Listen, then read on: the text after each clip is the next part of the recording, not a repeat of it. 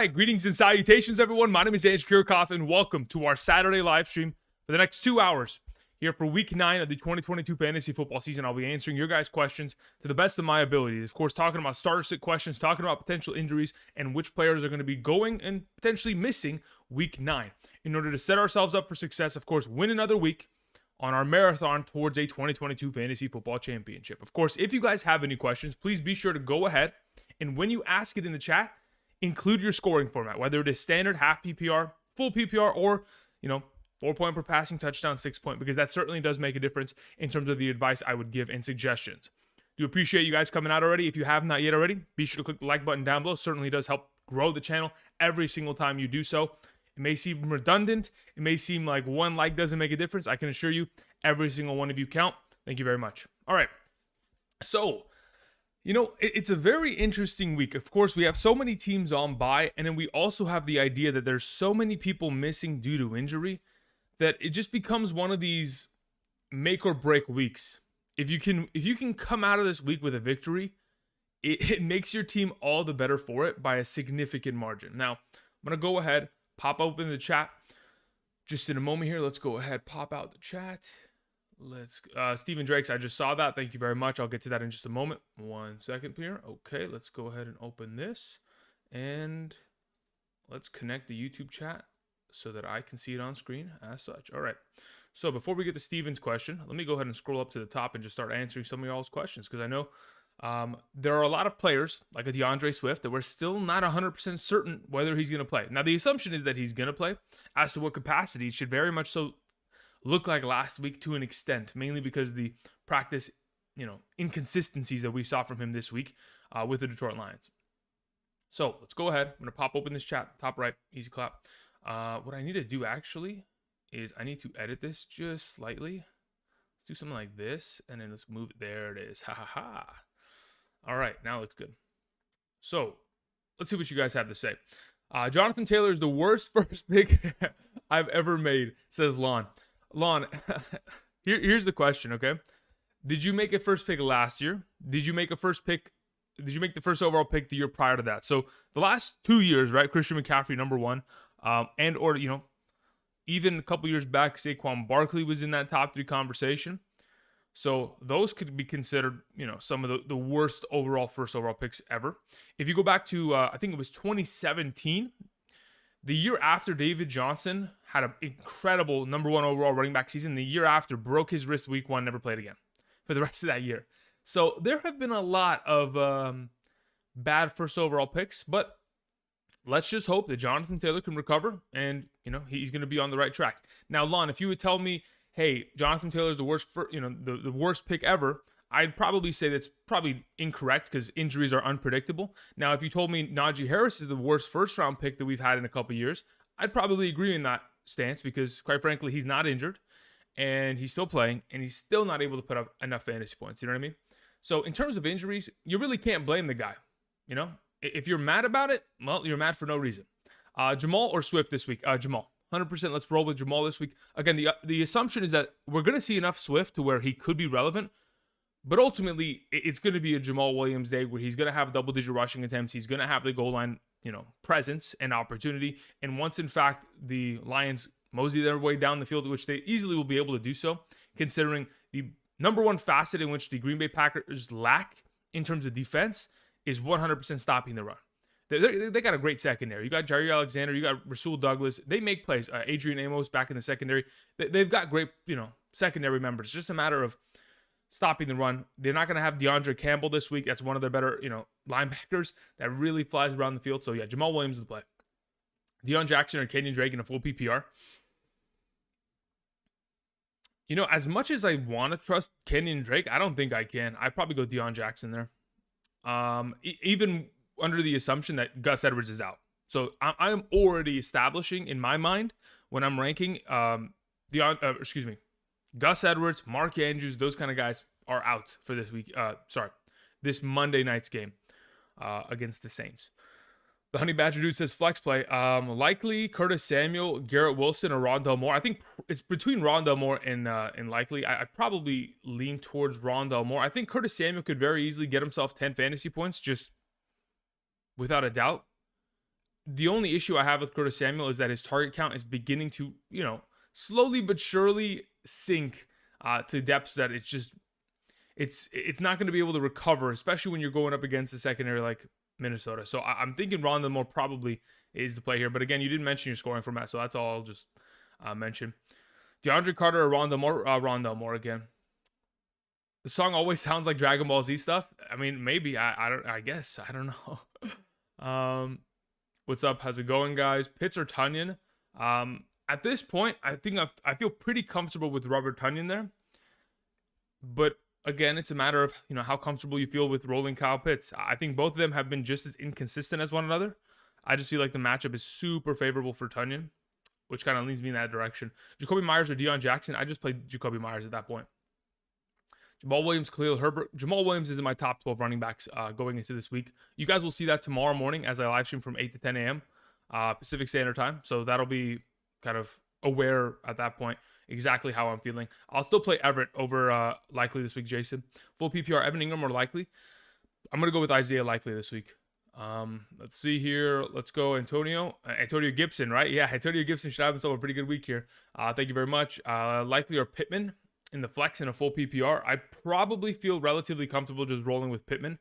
I think he could probably put up another similar week to last week where he's getting himself. Well, now that I'm thinking about this, if Bill Belichick really puts a number in on Sam Ehlinger, we're going to have a problem, right? I think conventional wisdom would pivot us in the direction of playing Pittman, but honestly, I think I kind of want to play Likely in that regard, especially in a full PPR. Deion Jackson, okay, we already did that one. Half PPR, Curtis Samuel or A.J. Dillon. I think it's probably safer to just play Curtis Samuel. I know A.J. Dillon has got the matchup, but it doesn't mean he's going to be guaranteed touches. That's the problem at this current moment in time. Terrace Marshall or Zay Jones as my wide receiver 3. I currently have Zay Jones higher ranked. I think I have Zay Jones I think now that we've seen the Thursday night game play, Zay Jones slightly moves into my top 36. He's at the very bottom though, but still in my top 36 against the Raiders this week. Former team. Should I start Eno Benjamin over Drake London in the flex? If James Conner's playing, I wouldn't. I'd rather just play Drake London there against the Chargers. And in your follow-up question, I have Adams as my other wide receiver. Okay, Jacobs and Williams are my running backs. Garrett and Zay Jones. Yeah, no, listen, I would play Drake London there. I know it's a little bit risky, but as of right now, if James Conner is active and going, I have no reason to mess around with Benjamin at that point. Let's see here. What's up? Nothing much, guys. I'm just I'm just glad to be here. That's pretty much it. Half PPR, Myers, Deion Jackson, Palmer. If you need two out of this group, I feel really comfortable playing Myers and Palmer and not even worrying about Deion Jackson. I think Myers, his consistency that he has shown thus far this season, never putting up less than 8 fantasy points in a singular game. Of course, the streak of games in which he's scoring touchdowns as of late. Palmer, his ability to go ahead and be the number one with the Chargers in an extremely advantageous matchup. Those two are guys that I'm absolutely playing this week, without a doubt. All right. Can we expect Deion Jackson to produce? I mean, can you expect him to produce? Yes. Will he produce? That's a completely different conversation. You know what I mean? There's expectation versus reality, right? We are all just pretty much hoping for the expectation that he meets his overall potential, right? There is a certain amount of opportunity that is going to be given to Deion Jackson. Whether he acts upon that opportunity and is able to make up, a consistent amount of fantasy points with that opportunity, I mean, that is the biggest question mark in all of fantasy land, right? So that's definitely the thing that we keep an eye on. Deion Jackson or Dante Foreman? I'd play Dante Foreman this week. Yeah, Dante Foreman with Chuba Hubbard out again. There's no reason for them not to give him the ball 25 times again here. Just traded Jamal Williams for Juju. Thoughts? I guess it depends on what you have, Jesse, in terms of your running back position and in terms of what kind of wide receiver depth you're currently at. I think Jamal Williams is probably going to be a guy that's consistently utilized within that backfield even after DeAndre Swift does return. So if you have enough depth to lose a player of that caliber who currently, has more points than, a lot of other running backs, is in the top 10 for a reason. If you have the ability to lose a top 10 running back just for Juju Smith-Schuster, then you must be stacked. So yeah, that's pretty much all the analysis I can give there with the limited information that I have in your regard. Okay. I'm going to go ahead really quickly and see what y'all have sent in. I see a couple donations were sent in. I do appreciate you guys doing so. Again, if you guys decide to send in a donation, you don't have to. Again, it's completely optional. I will try to get to your questions regardless.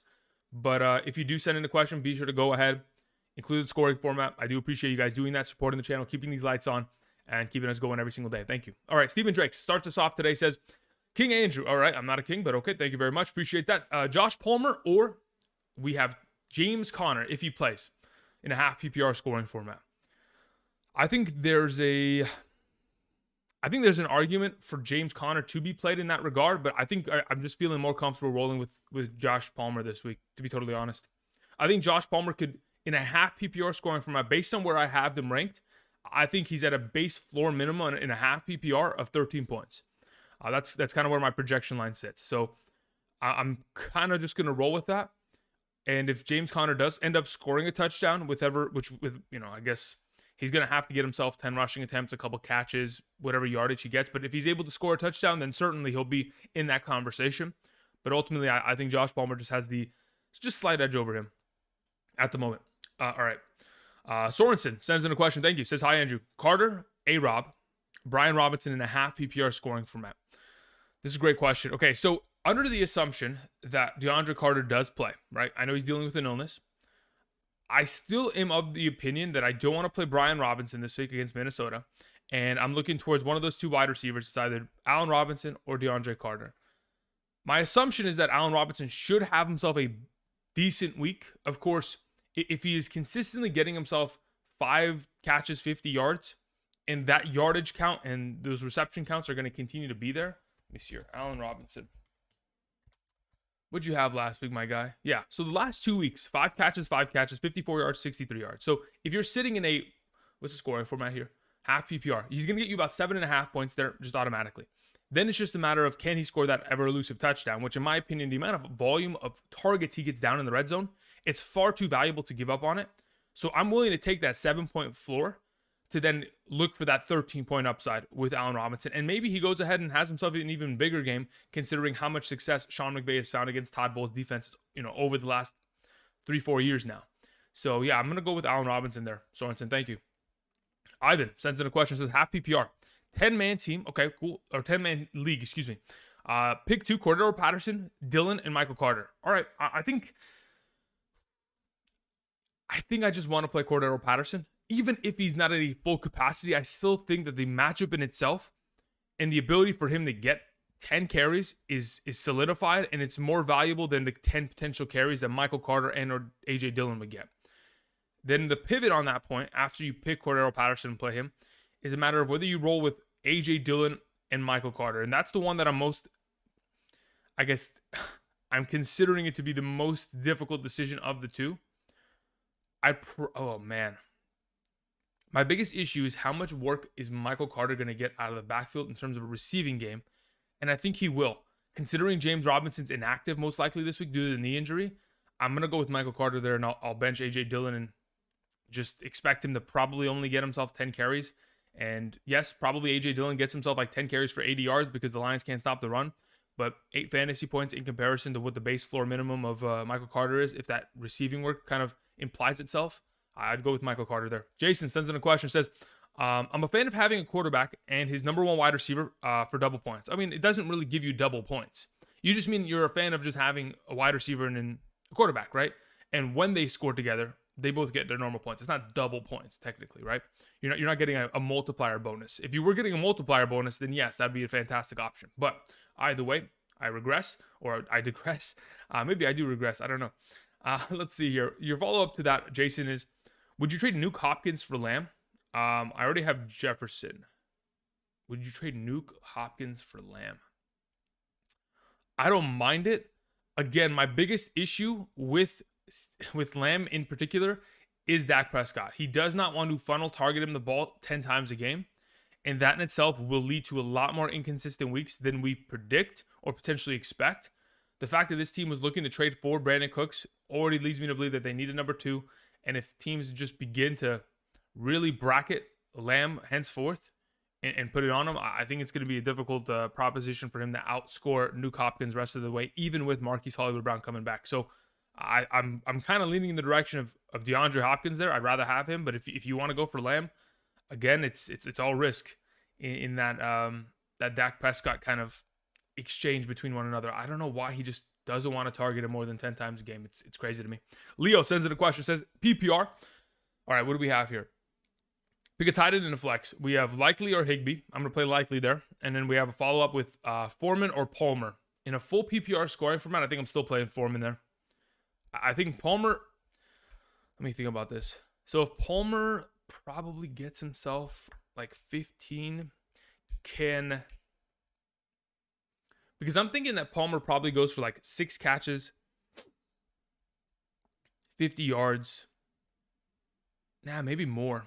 It's probably actually less. He probably get less yardage, but he probably gets that touchdown. If I have to think about it in my mind, he probably gets that 6-point touchdown, and then he's able to just figure out the rest of his yardage with like a 40-point game with like 4 or 5 catches, barely. Can Deontay Foreman completely outscore that against Cincinnati this week? I think he can, quite frankly. That's the biggest issue that I'm having now, is I'm beginning to think that Foreman can outscore Palmer, which in a full PPR is kind of crazy considering Foreman doesn't get that much work in the receiving game. If he was to get more work, it'd be a little bit more of an easy statement. But yeah, I think I'm going to go Foreman there, though. Either way. Leo, thank you. Sal says half PPR, Pittman, Foreman, Jamal Williams, Josh Palmer, James Conner. I have to start 3 the following. Okay, so if we're starting 3 of these guys, it's Foreman, Williams, and Palmer. And I'm going to bench Pittman and Conner. And then your follow-up is if you're starting one of the 2 quarterbacks, who are we rolling with? I'm going to roll with Fields over Rodgers. Thank you. Ryan Dominguez says full PPR. Should I start Palmer over Deion Jackson? Yeah, I would. Play Palmer over Deion Jackson. John sends in a question, says, what do you think about the value of Zeke rest of the season? I mean, the assumption is that what we're hearing from the owner of the team, Jerry Jones, is that, oh, Zeke's going to come back and be the starter. Now, I can't guarantee that because he's just the owner. He's not the play caller or the coach. But I guess he has enough power over there to make those decisions either way. If he's coming back and he's going to be the primary back, he'll probably get himself about 50 rushing yards a game and maybe if he's lucky, 1 out of every 2 weeks score a touchdown. So he's probably like 10 points if he's lucky. Maybe he scores another touchdown. But outside of that, that knee injury is it's kind of brutal. It took a tough hit there, which leads me to believe he's probably less valued in my eyes than Tony Pollard the rest of the year. Alex sends in a question, says, in a standard format, we have, start 2. We have Foreman, Kamara, Fournette, Palmer. If we're starting 2 out of that group of players, I mean, we're playing Kamara for sure, and I probably just roll with Foreman after. Thoughts on Kamara playing Monday or possible suspension? Again, the suspension would only happen if, in fact, the court ruling has been completed. Again, that's how the NFL works. The NFL will not suspend a player until there's a official court ruling in regards to that player and whether he's guilty or innocent. Until then, there's no suspension. Same way with Deshaun Watson this offseason, right? They waited until Sue Robinson made her official suggestion after the investigation was done. And then after that, the NFL went in and gave their 11-game suspension. They are not going to go ahead and prior to whether this man has been determined innocent or guilty, slap on a suspension. So I'm not worried about him playing on Monday or for the rest of the season, in fact. They're still going to have to go through that entire court ruling and all that kind of jazz until after that, after all the delays, all that kind of processing. It'll probably be 2023 by the time we get there. So, yeah, that's my thoughts on the matter. Moving on. Josh Campbell says, Foreman or Jackson with no JT or Chuba Hubbard. Yeah, I'm still playing Dante Foreman this week there. Thank you. Let's see here. Alex follows up saying, Trevor Lawrence or Justin Fields in a 6-point per passing touchdown league. I probably still play Justin Fields. The rushing total upside there for Fields is just far too valuable in my eyes to give up on. Jacob Jimenez says, Khalil Herbert or Kenyon Drake. I'm going to play Khalil Herbert this week. As much as I do like Kenyon Drake, again, I don't trust him. I really don't. Not within this offense at this point. There's a little bit too much of a rotation in my mind that is going to occur between him and Justice Hill for me to get an actual look. And I'd rather just go ahead and play with one of the most efficient backs at the position who's getting himself, over 5 yards per carry. And he's been getting a gradual increase of touches as the weeks have progressed. 4, 8, 12, 16 in terms of rushing attempts the last 4 weeks. It's a pretty good incline there. Thrive GG says, Antonio Gibson or Foreman in a full PPR. In a full PPR, I probably still play Foreman there.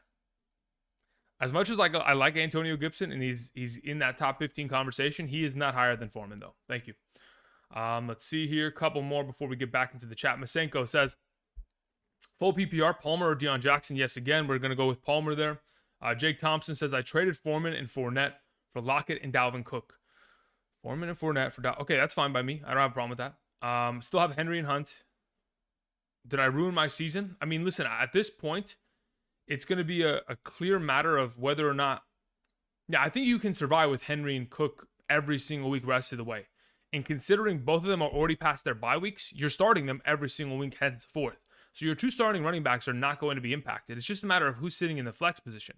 So yeah, I'm not concerned about you technically ruining your season. I don't think that's what took place here, because Lockett is a huge upgrade for wide receiver. The guy should have had 3 touchdowns last week. Hopefully he'll be able to catch up onto those this week. Jorge Perez, I see that. Let me go ahead and see where you're at in the chat, my man. Let's see here, Jorge Perez. Okay, I don't see it, so maybe we sent it a long time ago. Jorge Perez. Jorge, if you could do me a favor and send your message, because there's nothing here in my chat that even refers to a message, would be greatly appreciated. Thank you. The Chiefs suspended and dropped Kareem Hunt before the court case was finalized. Yeah, the Chiefs did, right? But we're talking about the NFL giving him a suspension, right? The entire impetus of that question was, Andrew, are we worried about him not playing because the league is going to go ahead and drop a suspension and put him on the commissioner's exempt list? That is probably not going to take place. Now, if the Saints want to do it, they have every right to do so. My assumption is that they won't. It's because they're a billion-dollar organization and they want to win games. And I think they're, selfish enough to where if they know he's still guilty, they're not going to do it because they're going to wait and they want to win games. So either way, I 100% think he's going to play. Let's see here. Joshua, what's up, man? Let's see what you have here. It says start 2 to full PPR. Mostert, Cordero Patterson, Swift, Jamal Williams. Out of the group of players, okay, and then also your follow-up here is, would you accept Cordero Patterson and Amon-Ra St. Brown for Josh Jacobs? Wait, what? So we're sending those 2 for Josh Jacobs. You'd be receiving Josh Jacobs. I think it really depends, Joshua, what your wide receiver position looks like as a whole. If your wide receiver position is in a position, well, yeah, for lack of a better term, if it's in a situation where you can afford to give away Amon-Ra St. Brown and still have 2 to 3 depth players, 2 consistent starters, then I'm okay with it. But again, I don't know what the rest of your position looks like. And at this point, it could be giving up a little too much in a full PPR, but I don't know. I don't know what you have. As for who you're starting, Jamal Williams is an absolute must start. And I think after that, I'm tempted to play Mostert against Chicago, mainly because that defense can't stop the run against anybody. I don't want to play Swift in comparison to those guys. And I'm thinking about it's between Cordero Patterson and Mostert. If I had to pick one, I'd probably just play Mostert because I'm assuming he's going to get more utilization than Cordero this week. So I go Mostert and Jamal. Thank you. Rusty Wright says, I'm 7-1. This is the Tattoo League. Okay. Christian McCaffrey trade left me with a bad bye week. We have Algier and plus Drake. Startable question mark? Yeah, I think they're perfectly fine this week. They are definitely both top 30 options at the position, which absolutely makes them startable in any given week. Jeff Wilson available as a free agent. Which one would you rather roster long-term? No, you should probably keep what you have. I would not pick up Jeff Wilson to play or roster over any of those 2 other guys as of right now, because sure, even though I would like to have probably Jeff Wilson over Kenyon Drake on my roster rest of the way, considering Gus Edwards will eventually return and so will J.K. Dobbins, I'm still of the opinion that you should be keeping what you have on roster right now and not really worrying about it, Rusty. Thank you. Lockscreen Gaming says, just announced Mark Andrews is out. Is Isaiah the play? Yeah, I mean, guys, on Thursday, I released a quarterback and tight end rankings video. I had Isaiah Likely. What did I have him? My number 6 ranked tight end on the week? Something like that. I have him really high ranked for a reason. I'm absolutely playing him without a doubt in my mind. And again, the assumption even before today, before they even announced it, was that he was going to be out. Like on Wednesday, as soon as he didn't practice, I knew he was out. Like that's typically the MO for the Ravens. Spencer Goldberg says, do I start Mostert over Kamara at this point? No, you play Kamara. Let's see here. C. Crip says, quarterback Fields, Herbert, full PPR. If I'm picking between one of the 2, I'm going to go ahead and play Fields this week.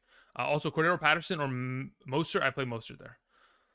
The question, Spencer Goldberg, that you were asking in regards to should I play Kamara or Mostert at this point, I understand why you're asking the question, because you're worried that by the time you get to Monday night, he gets suspended. If in fact that is a concern of yours, go ahead and pick up the backup running back for the Saints. So obviously Mark Ingram is dealing with an injury. So Mark Ingram is not going to be the guy to go ahead and pick up in that regard. So you would immediately hit the waivers and go after Dwayne Washington. That's the next man up. I mean, but quite frankly, we all know that if Kamara doesn't play, which I'm expecting him to 1,000% do so, if he doesn't play, it's going to be a Taysom Hill show. So if you have Taysom Hill this week, probably a good start in this certain circumstance, regardless of whether or not Kamara is available. Dylan says, full PPR, drop one. Khalif Raymond, Knox, James Cook, or Gainwell. If I'm dropping one out of the group in a full PPR, it's going to be Khalif Raymond. I don't really think I need to do with anything with him. I think the Amon-Ra, St. Brown resurgence that we're going to get here in the next couple of weeks are going to definitely solidify that Khalif Raymond isn't too much of an option within this offense. Terry R says, Dobbs, Gabe, or Jamal. Out of those three options, I play Jamal Williams. As for Brady or Fields, I play Fields. As for Hill or Likely, I'd play Likely. Thank you.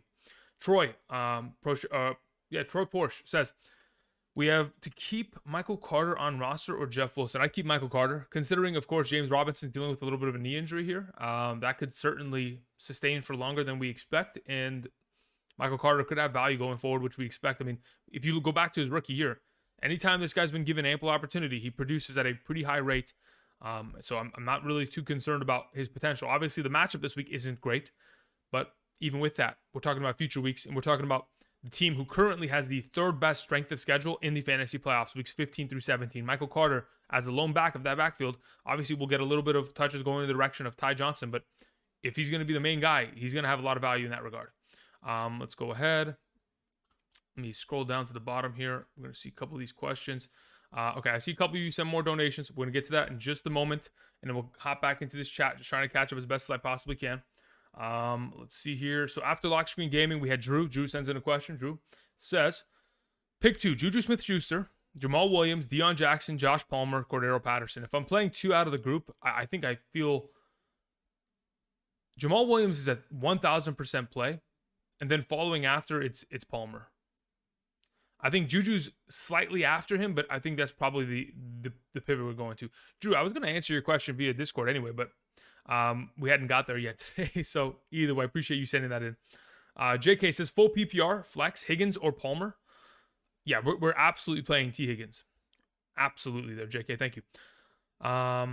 Spencer follows up. Is there a chance that the Saints don't play Kamara? I mean, there's a chance. I don't have information regarding that. So I think you're asking the wrong person. And quite frankly, I don't know if there is a person to ask besides, whoever the head coach is over there. What is it, Dennis Allen? Whoever the GM is, whoever the owner is. Those are the people that you would ask. I have no clue as to any regards as to whether or not they're planning on benching him. So my assumption is that he's going to play. Jacob Jimenez says Higbee, Hayden, or Knox. I'd play Higbee this week against the Tampa Bay Bucks. They've typically been a pretty unsuccessful team against stopping opposing tight ends. So I'm of the opinion that they'll once again be in that line of play.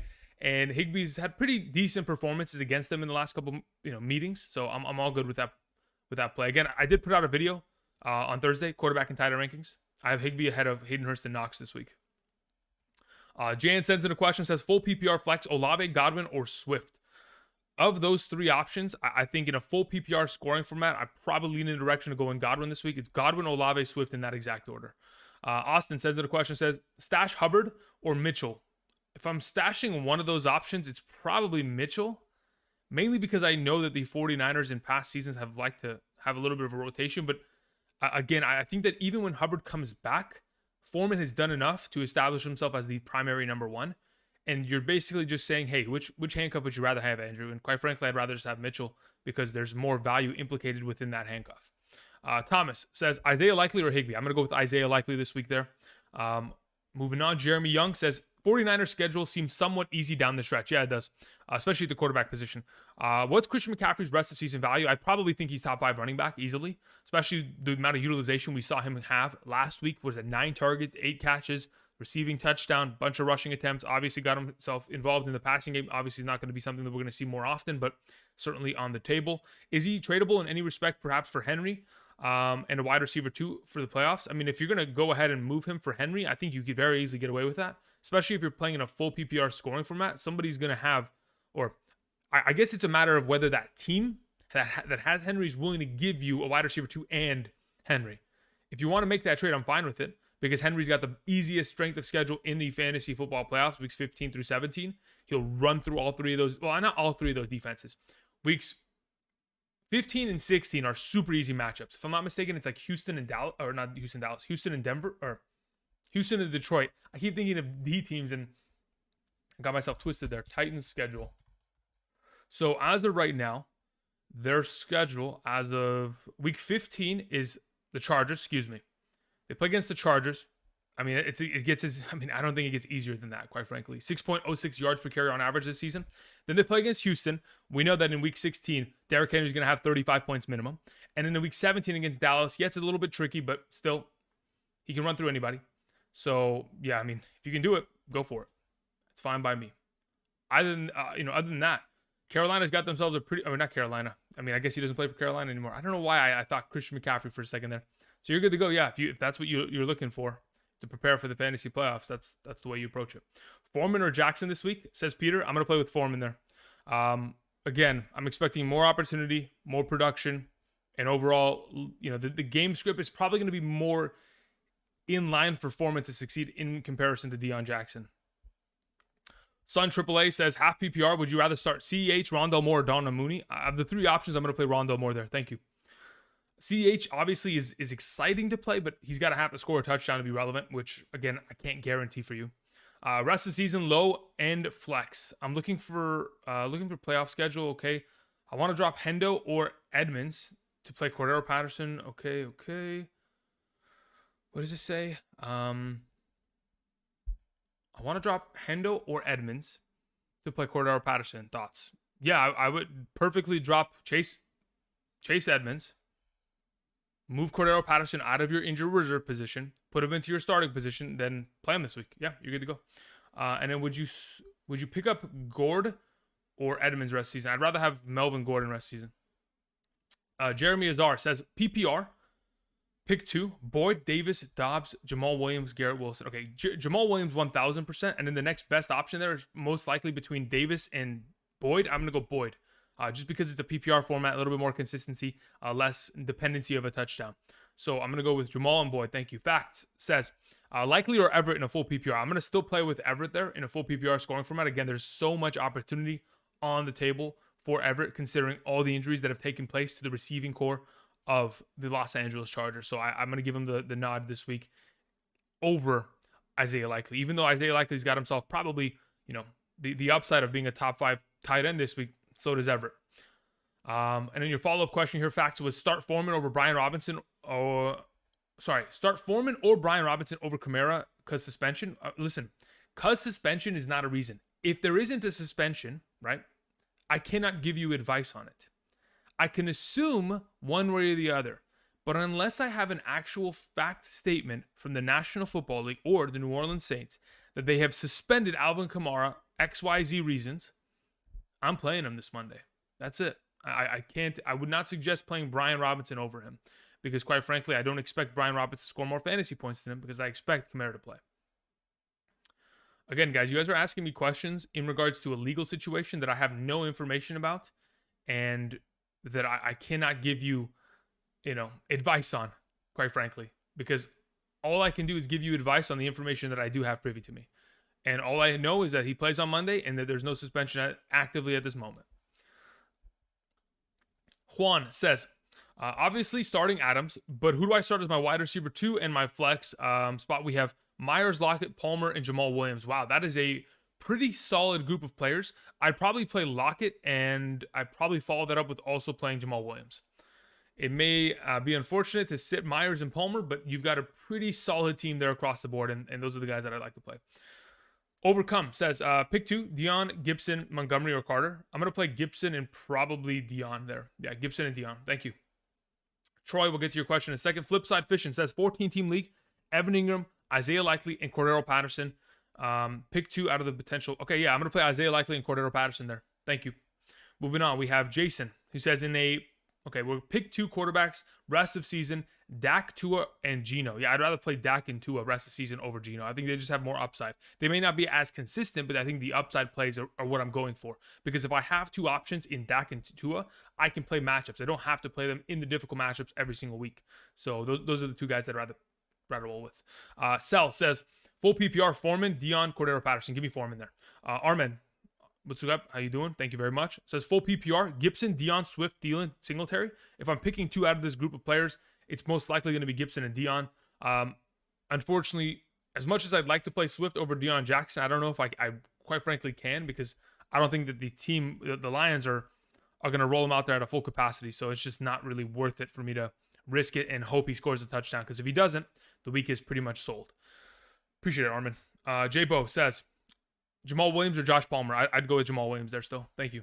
Stallions Production says, which would you start between Dalvin Cook or Kenneth Walker or ETN? Which 2 would I start between those 3? He plays against Washington. He plays against Arizona. He plays against the Raiders. So I'm more inclined to probably play. That's actually a tough one. I think they're all great starts. I think ETN and Dalvin Cook are the number 1 and 2 in my eyes as of this week.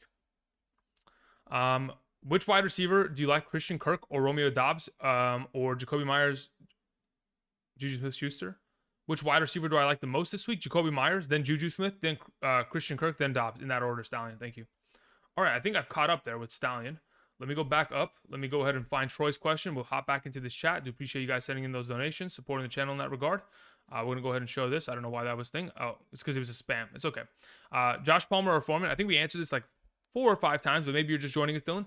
I'd rather play Foreman this week, quite frankly. I think Palmer's in a great option, but I think Foreman, dude, he looked way too good last week for me to bench him in any sort of capacity. DeAndre Swift or Antonio Gibson, says Deep Wisdom. I would legitimately play Antonio Gibson over him. Deion Jackson or Swift? I'm playing Deion Jackson there. Again, right now, I think I have Swift as my number 19 or 20th ranked running back. I don't have him very highly ranked, guys, because I don't really think they're going to give him enough touches. And that in itself is really concerning.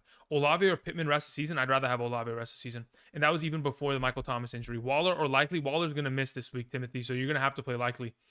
10-team full PPR, Lazard or Boyd? I'm going to go with Boyd there, even though I do have Lazard significantly higher ranked than where he was. Again, he was not even ranked on Wednesday's wide receiver video, but considering he's practiced the full week, I know he's still tagged with questionable, but he will be playing. He's going to be probably a top 24 option, but Boyd's a little bit, slightly higher than him. What do you like this week between Burrow and Fields? I'd rather play Fields, mainly because of the rushing upside, guys. Again, if he's going to continue to run for 80 yards and a touchdown or 60 yards and a touchdown every single week, the amount of implicated fantasy points that Burrow would have to throw for in order to keep up with him is an unbelievable number. And not only is Fields accumulating those rushing statistics, but he's also being able to produce with his arm.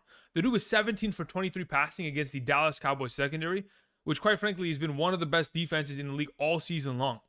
So I have no problem playing Fields there without a doubt in my mind. If Burrow had more rushing upside, we'd have a conversation. But considering we don't, have that upside, unfortunately won't be able to go that way. Hey Andrew, half PPR, Swift, J Will or Foreman. Of the 3, I have J Will, Foreman, and then Swift in that order. So Jamal Williams would be my primary starter of the 3. Fields or Geno? Jose, I have Fields higher. Again, guys, Thursday posted a video, quarterback and tight end rankings. Check that out. It has Kyle Pitts on the thumbnail, so you can check that out. It has all the rankings like visually on screen, so you can just pop in, look at it, say what's up, click the like button, then bounce.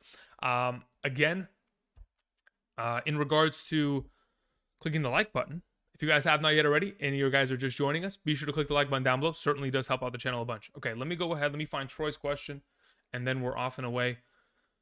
Dylan, just take it easy with the spam, okay? We'll get there, my man. Should I trade Barkley and Ayuk and Thielen for McCaffrey and Amari Cooper? Yes. I'll take McCaffrey and Amari Cooper rest of the season. Fine by me. No problem at all there. Damn, Dylan, you just relax, man. Jeez. Dylan was spamming today, huh? Oh my goodness. Dylan, if you spam again, the auto moderator will probably just never let your messages through, so you just got to be careful. Gerald Everett or Mooney? I'd rather play Gerald Everett there. Philippos says half PPR, lemonade or iced tea? Give me lemonade. Good question, Mary. Half PPR, Fields or Geno Smith? Give me Fields this week. Cordero Patterson or Gabe Davis in a flex half PPR format? I kind of want to play Cordero there, but I feel like Davis could be primed for one of these big weeks, considering the Sauce Gardner on the other side of the field. I think it's safer to play Cordero Patterson because, again, the implication of Gabriel Davis is mainly around he needs to score a big touchdown play. Otherwise, he's probably not going to be as, at least, yeah, he's just not going to be Gabriel Davis if he doesn't score a touchdown. And the consistency in which he's done so, I think is relatively fair to trust him in this regard, but I don't know if I could do it, especially in a half PPR. Thinking about trading Jonathan Taylor, I think you should. Do you think I can get Ramondre? If you can get Ramondre, I think I'm okay with the trade, quite frankly, because selling out of Jonathan Taylor right now might be the best idea for everyone who has Jonathan Taylor. Troy, I didn't miss the question. I actually answered the question, but maybe you weren't listening or weren't here. Either way, we'll go back and I'll tell you exactly what I said, and we'll be good. So you had asked, do I keep Michael Carter or roster Jeff Wilson? And what I specifically said was that even though I like Jeff Wilson as a potential handcuff option, Michael Carter is significantly more valuable, especially considering his rest of season's fantasy playoff schedule, weeks 15 through 17. Exactly what I said. 15 through 17 is one of the easiest strength of schedules. And though we're going to see Ty Johnson get himself a couple, pieces of work here and there, the injury of James Robinson makes me want to keep Michael Carter on roster. So again, you guys, when you send in a question, you got to be all ears and you got to be patient with it. But I appreciate that. DJ Moore or Foreman in the flex full PPR. In a full PPR, I'd probably... Ooh, DJ Moore. Yeah, I think I'm playing DJ Moore there. Mainly because the starting cornerbacks for that team are just out. They're not playing. Zonder Z says, gross desperation flex. Okay, here we go. Khalif Raymond or Hayden Hurst? Wow, that is whew. You know what? I'm curious. What does Khalif Raymond's numbers look like as of late? I'm not even looking about stats. I want to see his snap counts. Let's see here. Khalif Raymond. Let's go to Detroit. Let's scroll down here. Khalif Raymond currently, last week, played 90% of the offensive snaps. The weeks before that, 90% of the offensive snaps. So he's kind of on a little bit of a streak here where he's getting a lot of utilization within the rotation. In terms of touches, though, 4 targets last week, 3 catches, 76. The week before that, 6 targets, 5 catches, 75. Dude, his yardage counts 45, 75, 76 the last couple weeks here, huh? Can Hayden Hurst outproduce that? I doubt it. Now, the whole issue is, can Khalif Raymond do it again? Because if Khalif Raymond can't put up 70 yards and 3 catches again, then he gets outscored. But if by all means he's consistent in those numbers, then he would be the suggestion there. Because I don't see Hayden Hurst really keeping up with that at any capacity. All right, a couple more questions were sent in. Let me go ahead and address these really quickly. Jorge, we'll check that in a second. Facts says likely or Everett. We're going to play Everett there. Cade Elliott says full PPR. I need 2 options. We have Connor versus Gibson versus Deion Jackson versus Locke. Okay. We have a lot of options here, huh? So if we're picking 2 out of this group of players, it's for sure Jamal Williams. I think the next best option in a full PPR most likely is between Lockett and Gibson. If I'm playing one of the 2, it's probably Lockett there. Thank you very much. Appreciate it. Troy says, we already got to that question. I'll go and F3 function your name in the chat in a moment, but I'm pretty sure I answered it, but this was sent in after the fact.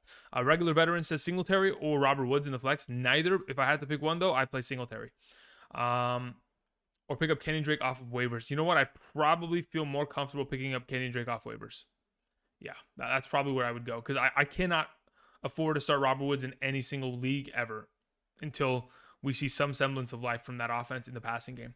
Daniel Chavez says Brian Robinson with McKissick out or Rashad White. I'm probably going to play Brian Robinson there. I think Rashad White could very easily get himself 4 catches for 40 yards. If you think that Brian Robinson's not going to be able to surpass that 8-point threshold, then I suppose you can play Rashad White there, but I don't see that really being the case. So I'm going to go with Brian Robinson. Ernesto says, should Kamara owners be worried about the lawsuit? Should you be worried? No. So let's just put this in perspective, guys, okay? You guys tell me what's more likely, okay? Do you believe that the court, the United States government, right, and whatever court system that they're using in the state of Nevada, okay? Do you guys think that the lawyers for the defendant, or I don't know how the jargon works, do you guys think that they didn't have this video? Do you think they didn't have the footage? They 1000% had the footage. That shit was the first day they put it into evidence. 1000%. So the idea that it just leaked and it's scaring you guys, it shouldn't. They've had this evidence in for a long time, months. I mean, this incident took place at the Pro Bowl of last year. That's what, last February? Bro, guys, they've had this for 7 months now. So it's not like it's something new. Again, it's a matter of that entire court case being completed. And then once it's completed and the court deems him innocent or guilty, then the NFL will put in their 2 cents and suspend him or do whatever they want to, or not touch him because he's not guilty. Again, I haven't even seen the clip y'all are referring to. Everybody's spazzing. I know that something released on TMZ. I didn't care to watch it because it's not relevant to me as to what happened. It's just a matter of what is going to take place that is relevant to all of us. So again, that's been in evidence for a while. So I'm not too worried, guys. Not too worried. Boyd or Jamal Williams or Palmer. Again, yeah, I'm all in on Jamal Williams, guys. DeAndre Swift or Foreman. Dobbs, Marshall, Raymond. I'd probably go with Romeo Dobbs this week there. Montgomery or Dion. I'd probably go with Dion there. Olave or Mostert. I'd probably go Olave. I had Foreman or Swift. I'm going Foreman again. Gibson or Myers. That's a really tough question. I think Myers is probably more in line for... man, that's tough. Yeah, I'd probably go Myers there, Steven. Justin Fields or Herbert. I have Justin Fields ahead of him. I got offered a trade away Christian McCaffrey and Goddard for Kelsey and Walker. Do I take it? No, I'd keep Christian McCaffrey and Goddard. I probably think so. You know what? Let me think about this. If Kelsey is going to maintain his pace of like 16, 17 points per game, and then we have Walker, who's probably going to be in that 13 to 15 point range. Technically, this is what I'll tell you. If Christian McCaffrey is going to do what he just did, right, against the LA Rams, if he's going to continue to do that in multiple circumstances for the rest of the year, and what we're going to see is the Christian McCaffrey of 2019, like record-breaking 25 points every single week, I wouldn't make the trade. Because at that point, his volume of production is far too valuable to give up.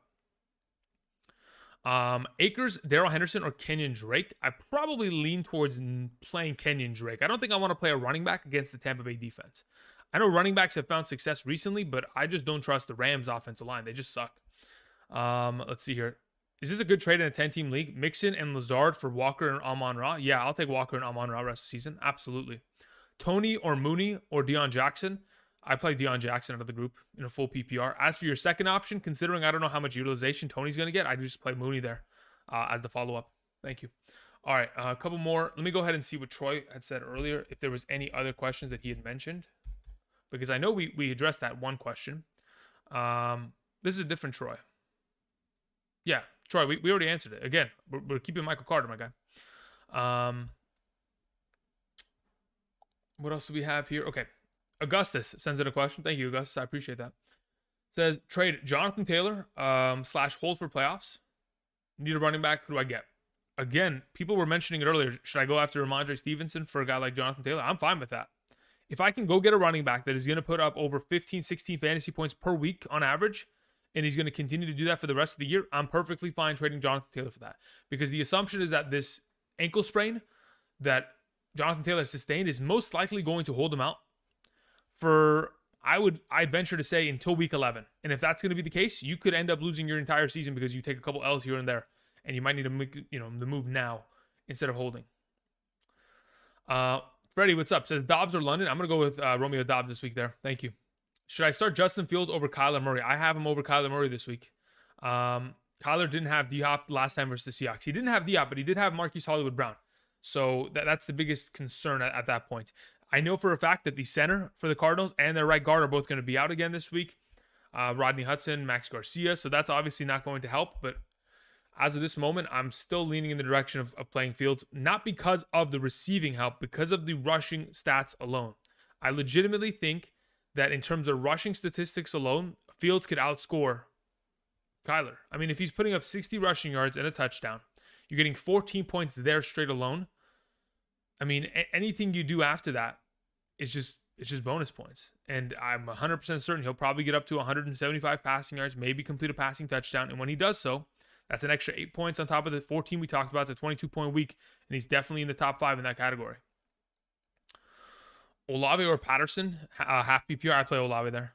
Palmer or Lazard. I'm going to play Palmer there. Yeah, Palmer. Boyd Palmer, Jamal. I play Jamal there. Carlos. Pittman, Evans, Higgins, St. Brown. Pick 2. I'm playing Evans, and I'm playing. Wow. I'm playing Higgins. No. Wow, it's kind of tough.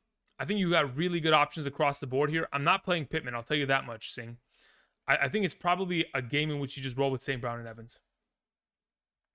All right. After Augustus' question, we had GK said full PPR, Curtis Samuel, Palmer, Algier. I play Palmer out of those 3. Running back gets 1 point per carry. What? And 1 point per 10 yards. And wide receiver gets 1 point per 5 yards. You get 1 point per carry, then I'm playing Tyler Algier. That's it. Let me actually do the math here. So it would be like 8 points for 40 yards technically. So if you get 8 points for 40 yards, and then if Tyler Algier is going to get himself 10 rushing attempts, it's just a matter of who has. Yeah, I'm still going to play Tyler Algier there. Give me Tyler there. That's a really busted scoring format though. Point per attempt should not be in any capacity ever. It's too much. Too many points. I'm okay if you're going to give a running back 0.1 points per attempt, right? So where after he gets 10 attempts, he gets 1 singular point, but point per attempt is far too much. Max says, I want to trade Fournette. What do I try to get in exchange for him? At this point, in terms of value, it's going to be tough to move him, mainly because the last 2 weeks of performances that he's put forward are really underwhelming. So it may be tough to move him in exchange for guys that are like Aaron Jones, Ramondre Stevensons of the world. You might have to look in the direction of trying to go after Dalvin, which again is going to be difficult. You might have to go after Joe Mixon. I think Joe Mixon is probably the play. Kenneth Walker, if you're lucky. Because outside of those guys, I think you're underselling him. Because there's no way you're going to be able to get ETNs, Dalvin Cooks, Ramondres, because they're just way too consistent as of late, and I don't think their managers will be willing to part with them. So you're going to have to go after guys like Dameon Pierce, Miles Sanders, Joe Mixon, Kenneth Walkers of the world. Outside of that, you're going to have to branch them off for lesser running backs. And if you're going to branch them off for lesser running backs, you have to bring back guys like Khalil Herbert and Antonio Gibson. Like, you got to bring in 2 guys that can hopefully fill in for one singular job. You know what I mean? Let's see here. After Max's question, Boiler says, worth playing Patterson over Clyde Edwards-Helaire? Yes, I believe so. If I play Patterson, I have to drop Hines or Rashad White. I would drop Hines. I don't have a problem with that. Again, if you want to keep him, by all means, you can. And you can play CEH, but I don't really see too much value from Hines, mainly because his value over his career has basically been implicated via receiving work. And quite frankly, I don't see this team throwing the ball very often to running backs in games in which they're expected to win by a significant margin. I think they're like a 12.5 point favorite this week against the Jets, so that should kind of give you an inclination as to where the Buffalo Bills are going. Adam Greer says, hey, Andrew, in a 10-team full PPR league, I have to start 2 wide receivers and 2 flex options for this week. We have Hopkins. We have DJ Moore, McLaurin, Palmer, Montgomery, Eno, Carter, Pitts. I have Goddard at my tight end position and Walker and Kamara as my running backs. Okay, so Goddard played well. Kamara, Walker, they'll be fine. As for your wide receivers, DeAndre Hopkins 1, DJ Moore 2, flex options, McLaurin, and Palmer. Boom, boom. I'm starting all 4 of those wide receivers for you this week in a full PPR. Hopkins, DJ Moore, McLaurin, Palmer.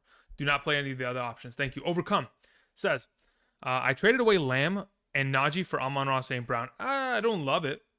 I'm okay with it. I think it's even to an extent, but if Najee ends up being anything, that may be an L. But under the assumption that Najee is just an RB3 rest of the year, I'm okay with it. Because again, it's just Lamb for Amon-Ra at that point, straight up. Dominic says, Lazard or Palmer in the flex? I play Palmer this week in the flex. Thank you.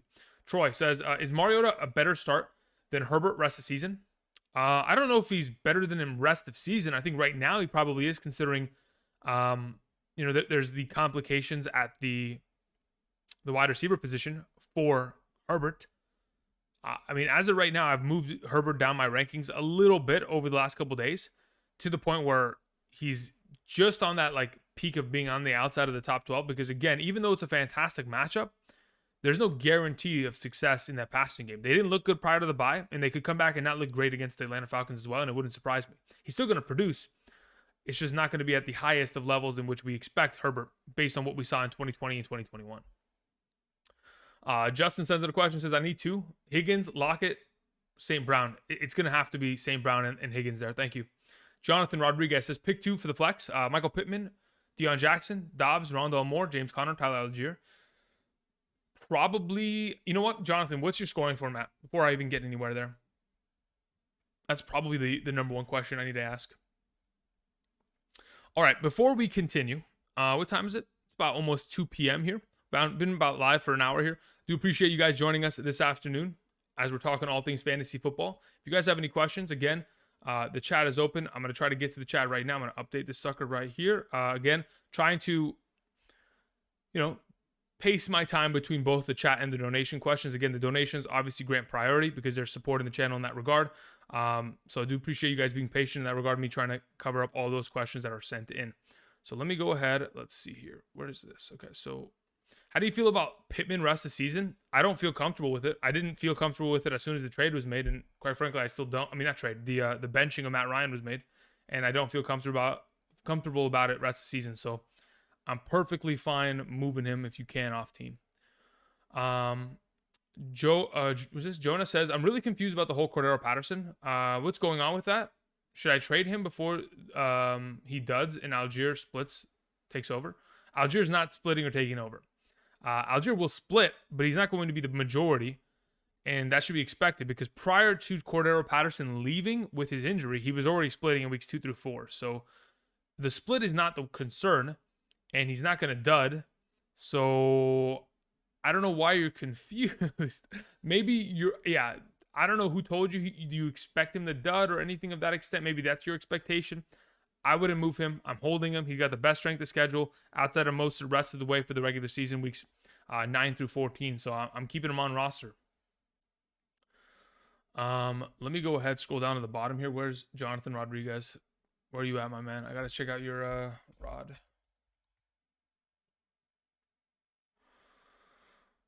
That's Jacob Rodriguez, Jacob, Jonathan, PPR. Okay, Jonathan, I'm going to play Michael Pittman Jr. here, and I'm going to follow up by playing...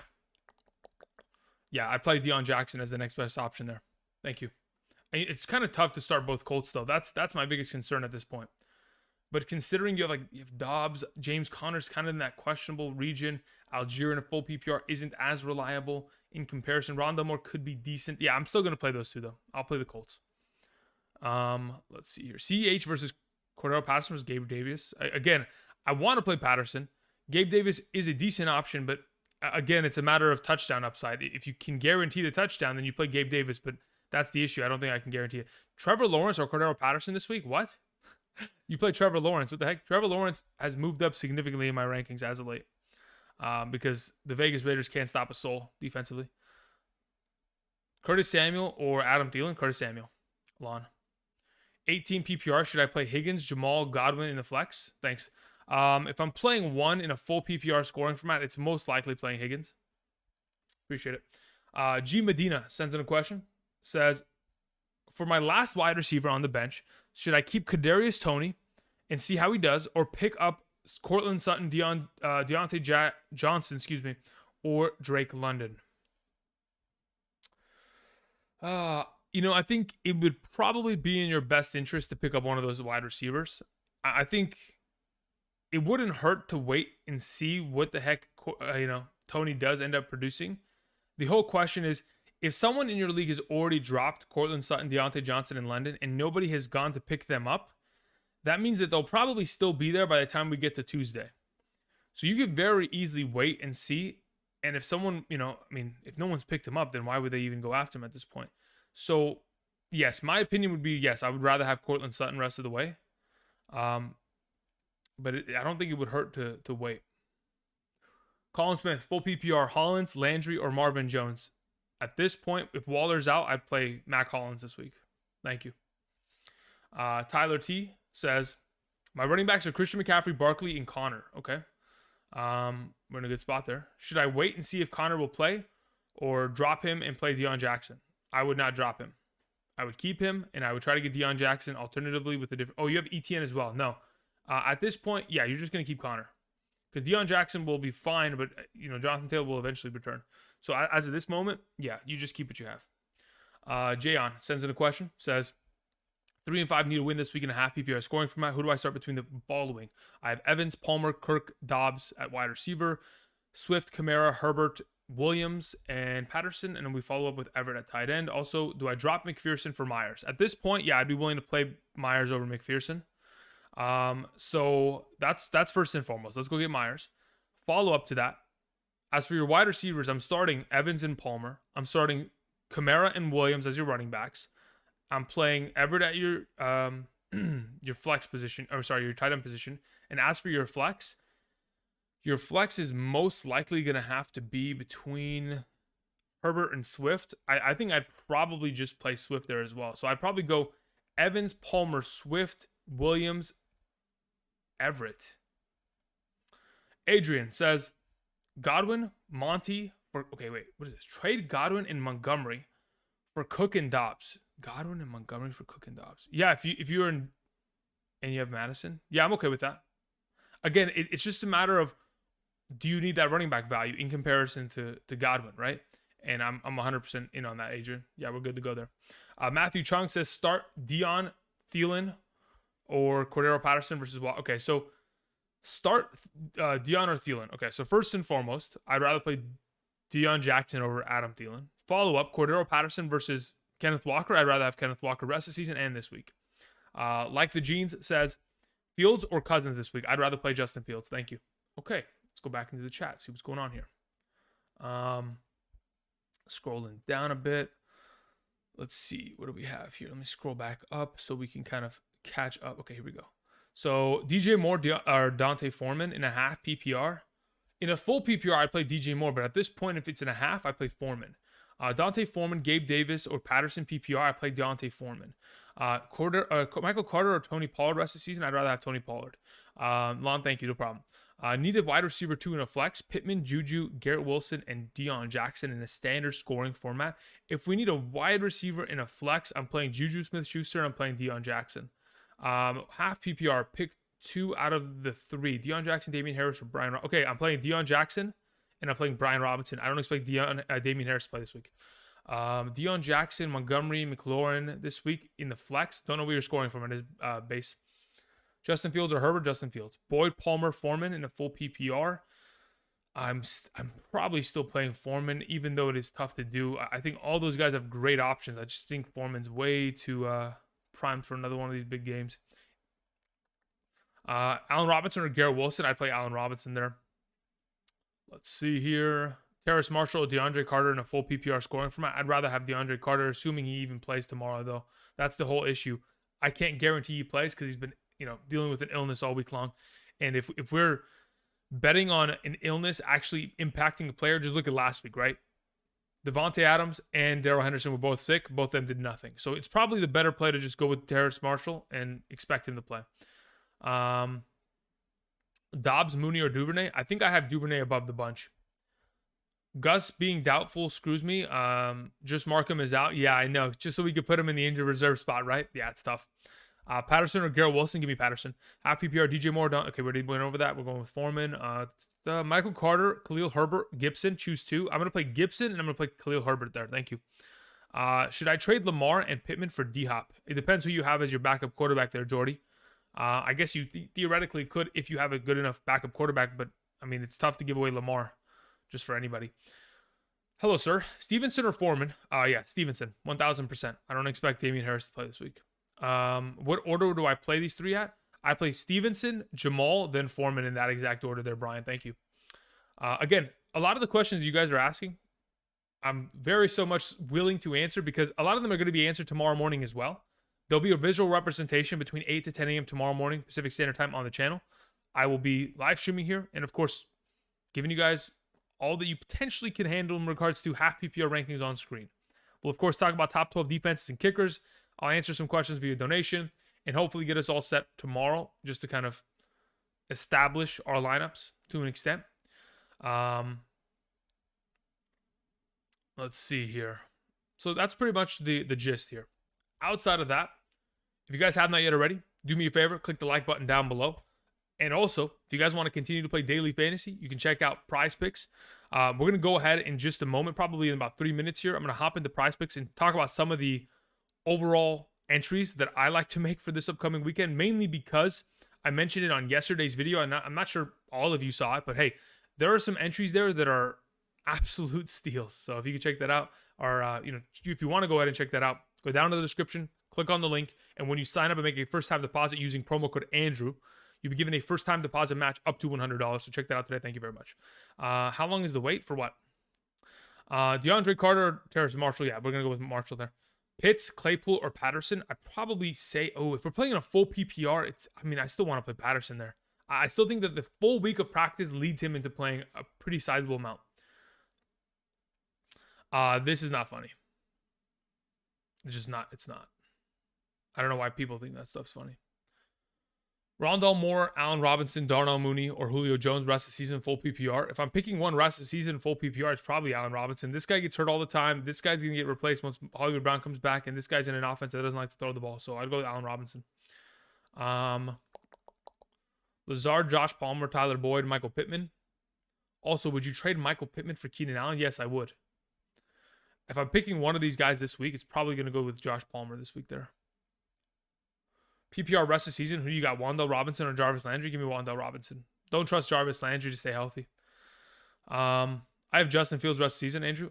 So if you're going to trade away Lamar and Pittman, you're going to get back D-Hop. Okay, I'm okay with it. I'm okay with it. I don't love it because, again, Fields, he's had 4 good weeks. Doesn't mean he's going to have 14 more good weeks, right? It's risky. So I think the risk implied in everything, I'm okay with it. But again, it's risk versus reward. Swift or Carter? I have Swift higher. Let's see here. Standard league, I need help. Curtis Samuel, Lazard, Palmer, or Duvernay. I'm going to play Lazard and Palmer this week there. What is your take on Foreman rest of the season, especially with the easy playoff schedule? Is his playoff schedule easy? No, his playoff schedule is not easy. It's his December schedule that's easy. Let me confirm this before I'm losing my mind here.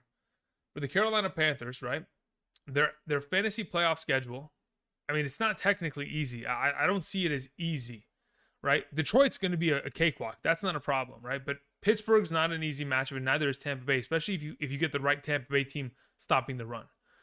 Now, as for the month prior to that, that is the fantasy playoffs. That is December. What am I saying? Yeah, you get Seattle there. So Seattle and Detroit are the matchups that I like. Outside of that, where it's a coin toss as to what we get with that Pittsburgh and Tampa Bay game. So those are the only things. As for what I have for Foreman, I was talking to somebody about this on Patreon yesterday. Foreman is probably like top 18 running back rest of the way, even with Hubbard coming back. If Hubbard doesn't return, he probably is going to be in that top 15 to 12 conversation. Because the volume in which they're running the ball with him and the effectiveness after contact, before contact, all of the above is just too valuable. But the Seattle matchup, the Detroit matchup in December, those are the two that really will bring it home for us. And if you have him week 16 in the fantasy playoffs, yeah, he probably wins you that week alone. All right, back to the donations. Fainsky says, in a 12-team PPR, thoughts on any improvements? We have Burrow, Adams, Godwin, Kenneth Walker, Swift, Kelsey, Dion, CEH, Sutton. Okay, so at this moment, right, there's really nothing to improve on in terms of tight end, quarterback, wide receiver. I guess you have to wait till Swift comes back, and once he does, you're fine there. It's really a matter of fixing your flex position because you currently have Deion Jackson there, and then you have the rest of these options. If I was you, I'd probably just hold on to Deion Jackson, or you go and you find the Jonathan Taylor manager in your league, and you trade him Deion Jackson to get an actual legitimate, consistent start at your flex rest of the way. That's probably the suggestion. You take Deion Jackson, you take CEH, you go give it to him. You say, hey, let me just get one of these wide receivers or running backs you're rolling with, and improve in that regard. Lane John says, DeAndre Swift / Jamal Williams. This week, I'm going to play Jamal Williams over Swift. And then Deion Jackson or Jamal Williams. I'd rather play Jamal Williams over Deion Jackson as well.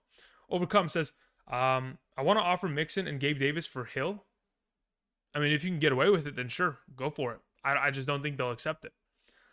Dale Derrick says, full PPR. Which defense? Packers, Seahawks, Vikings, or Panthers this weekend? Packers takes on Detroit. Don't like it. Seahawks take on Arizona. It's okay. I'd probably play the Vikings defense this week. Thank you. E. Nelson says full PPR, trade Swift for Cooper, Sutton, Smith, Thielen, Hardman, Tony, Dobbs. Wait, what? Oh, it's just a straight up Swift. Oh, wait, hold up. Okay. So you're just saying those are your wide receivers and you want to trade Swift for Cooper straight up? I wouldn't. I know your running backs are Henry, Pierce, or Walker. I just don't think the value in which you're getting a return for Swift is enough, quite frankly. Like Swift last week scored 13 fantasy points without even trying, right? The guy touched the ball 10 times and scored 13 fantasy points. He is such an unbelievable running back that it'd be tough for me to trade him off for Cooper because I think he's worth way more than that. Even though Cooper has been playing well and has a really good fantasy playoff schedule with Watson there available, I still think that this is a trade where you're selling your prospect low. And if you want to sell him low, that's fine by me. I'm concerned about it just to an extent. All right, overcome. What did you say here? Okay, we're good. All righty. Let's see here. Kyler or Lamar? I just play Lamar there. Should I trade Kamara if you want? Swift or Herbert? Full PPR. I have Swift ahead of him. Juju, Kirk, Boyd, pick 2. Boyd and Juju. Any upgrades? I can make a wide receiver in a full PPR. I have Deontay Johnson, Sutton, Michael Carter, David Njoku, Freiermuth. Yeah, you'd have to trade these tight ends to get an improvement because these guys don't do anything. So this is an issue, right? So unless you can find someone that'll take Michael Carter because they're desperate for a running back, they'll take Michael Carter and, like, for example, they'll take Michael Carter, they'll take Freiermuth, and they'll take Deontay Johnson 3 for 1. That's the only way you would upgrade because, quite frankly, it's tough to trade an injured player. He's on a bye week. They're on a bye week, and he hasn't played well this year so far. But you can sell him on the idea that he will because of James Robinson's injury. And because of that idea, you can sell him in conjunction with some of these other options to get a little bit of an upgrade at that wide receiver position. Brian Robinson or Deion Jackson, half PPR. Yeah, it's going to be Deion Jackson there. Start 1. I have Herbert for a stack. I mean, even without the stack, it doesn't really matter. I'd just rather play Palmer. Pitts or Likely in a full PPR. I think it's probably safer to play Likely, like actually though. But that's just me trying not to jinx Kyle Pitts at the same time. But right now, I'd probably say that if I was to readjust my rankings and I had to pick one to start this week, I'd probably play Likely. Trade Patterson for Foreman. Yeah, I don't mind that. That's fine by me. Deion Jackson or Romeo Dobbs this week. I'd rather play Deion Jackson. Gibson, Drake, or Connor full PPR. Start 1. I'd play Gibson there.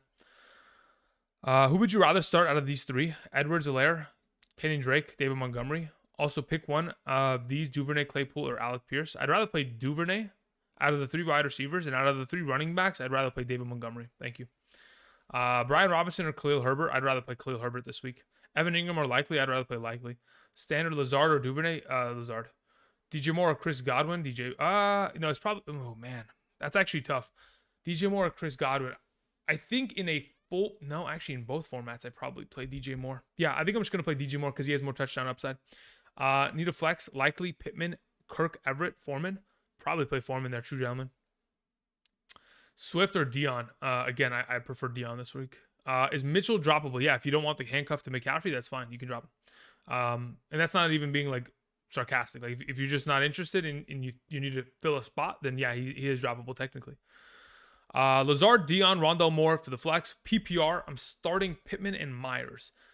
Yeah, if I'm starting one of these 3 options in conjunction, it's probably either Dion or it's Lazard. I think Lazard has touchdown upside. I just don't know if it's guaranteed to the extent that we want it to be. So I'd probably just go Deion Jackson there. PPR trade, T. Higgins or Swift? T. Higgins or Swift? I definitely want to have Swift. I don't think I'm trading him for T. Higgins at this point unless I'm super desperate. It's like the same idea of trading him for Amari Cooper. It's similar value. You know what I mean? Jorge says, I stepped out. Okay, Jorge, I'll get to that question in a moment. Let me go ahead and find it real quick. Let's see here. Okay, so let's see where we can find this overall question.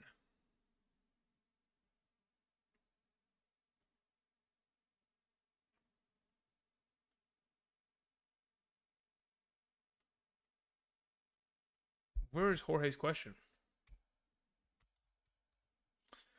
There you go. Jorge said, okay, nope, never mind. I can't find it. Where did it go? That's That's kind of ridiculous. Jorge, there you got to send your question in again because it's just not loading because it's already been too late. Darren Waller or Taysom Hill? I'm gonna play Taysom Hill because Darren Waller's not gonna play. Would you drop Kareem Hunt for Cordero Patterson? Yes, I probably would actually. Olave or DJ Moore? DJ Moore. Kyle Pitts or Higbee? Kyle Pitts. Half PPR, need one. Drake, Thielen, or Algier. In a half PPR, I would rather play Algier.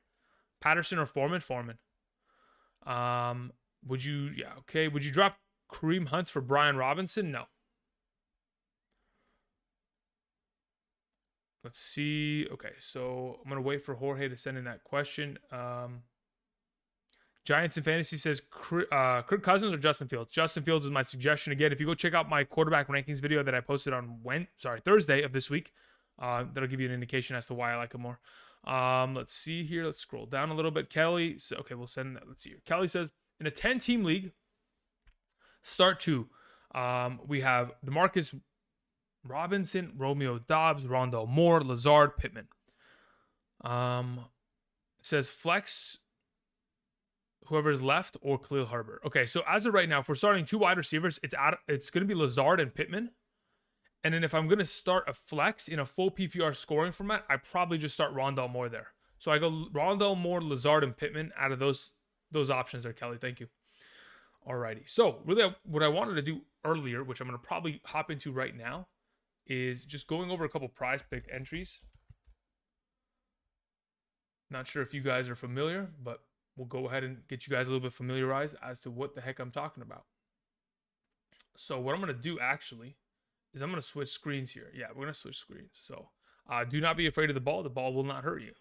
All right, and we're going to go ahead and throw up this display capture. Boom. Okay, so if you guys haven't checked out PrizePicks, again, it's another way to play daily fantasy, picking more or less on a given player statistic. For example, when we're talking about like Aaron Rodgers, they have his number at 258.5 passing yards. You're picking more or less on that factor. Again, as of right now, hasn't been able to surpass that in 5 consecutive games. Now, he's come close in some of these contests, while in others, obviously not close enough. But this week he plays against Detroit, so the assumption is that he'll definitely play better. Nonetheless, a couple of the plays that I was suggesting yesterday that I specifically wanted to go over once again right now, just so that we're all on the same page as to some of the best entries for the week. Let me go ahead and pull up my list real quick. Where art thou? Here it is. Okay, so yesterday, some of the best potential entries that you could possibly make, and that they're kind of still in existence, hopefully, is in regards to Zach Ertz. Come on. There he is. All right, so as of right now, all of Zach Ertz's numbers are super low. Okay, and I'll tell you exactly why. As of the last 3 games that he's played against the Seattle Seahawks, okay, let me make sure this is on screen properly. Yeah, it is. Okay, so as of right now, in the last 3 games he's played against the Seahawks, when he's been on the Arizona Cardinals team, so it's not even like when he's been with the Eagles or anything of that extent. In the last 3 games, he's put up 70, 84, and 88 receiving yards in those 3 contests. Now, not only has he done that, in terms of receptions alone, let's find this stat real quick. Against the Arizona Cardinals in his last 3 games, the reception counts have been 8, 7, and 7. Yet on screen via PrizePicks, his numbers are at 38.5 receiving yards and 4 receptions and only 10 full PPR fantasy points. Just to put it in perspective, thus far this season, him going over 10 points has happened in every single game except for one, which was this New Orleans game. That's the only game this season where he's never surpassed 10 or more fantasy points in a full PPR scoring format. All 3 of these entries, all 3 of these entries are a must in terms of going more. I don't know why it's set at this position. They play against Seattle. They are the second worst matchup at the position. They give up 13 fantasy points per game to opposing quarterbacks. Opposing tight ends on average per week. They've given up the most receiving yards to opposing tight ends this season already, 647. I mean, what more could we ask for? It's an automatic play on all 3 spectrums. Now, if you want to pair him up with something, for example, if we're going to take Zach Ertz on receiving yards, theoretically, right? And we're going to take him in and try to lock him in with another option. The next best option that I really do believe is another good one in terms of fantasy points scored is my boy Trevor Lawrence here. I don't know why Trevor Lawrence is sitting at 15. Trevor Lawrence is, quite frankly, going to surpass this number. I know last week he didn't play well in London, but he's had himself some success as of late. And most recently, the Las Vegas Raiders defense as a whole, this is the total of fantasy points they have given up to opposing quarterbacks this season. You ready to hear this? They have given up to opposing quarterbacks in terms of fantasy points in a -1 per interception league this season already: 23.26, 25.88, 18.76, 26.48, 30.48, 18.08, and 17.16. So every single game this year that the Las Vegas Raiders have participated in, they have given up 17 or more fantasy points to an opposing quarterback. They have allowed 230 passing yards and 2 touchdowns to every single quarterback this season. And why would Trevor Lawrence be any different?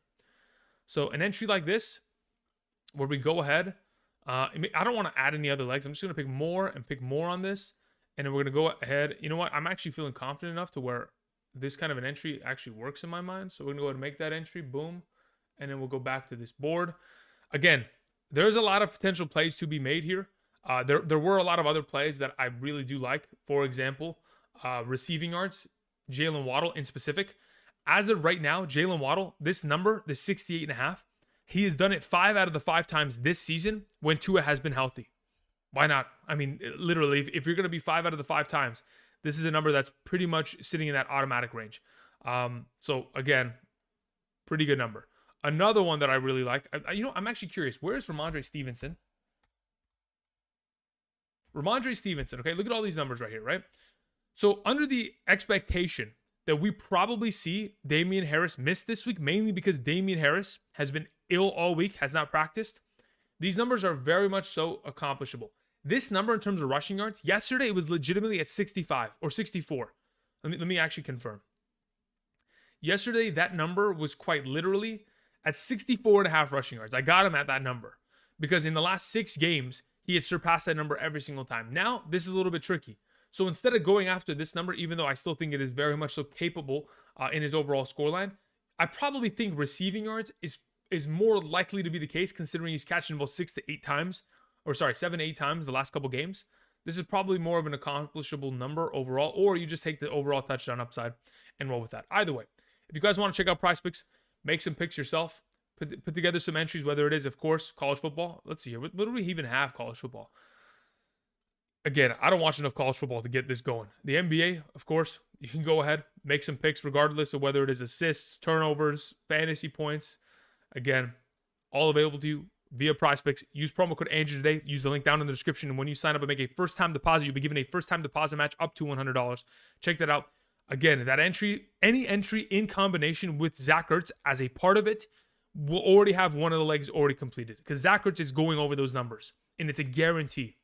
As for whoever else you put with him, find a number that you like, roll with it, and have fun this weekend. All right, I'm going to go ahead. I'm going to travel back to the chat, and we'll get back to answering some questions. Appreciate it. All righty, let's see here. Were there any other questions via donations that were sent in? After Kelly was Alejandro says, Terry with Dotson out or Palmer with Allen and Mike out? Terry McLaurin versus the Vikings. You know, the issue that I have with Terry McLaurin is that I don't know if the starting cornerback of Minnesota's, let me go check this real quick. I know that they still have Patrick Peterson. I'm actually just curious. As of right now, I'm going to say Palmer. But by tomorrow morning, it could change, Alejandro. That it'll be, yeah. Let's wait, because I got to do a little bit more research on the matter. I'm going to say Palmer for now, but it very easily by tomorrow when I have rankings on screen, could easily be Terry McLaurin there.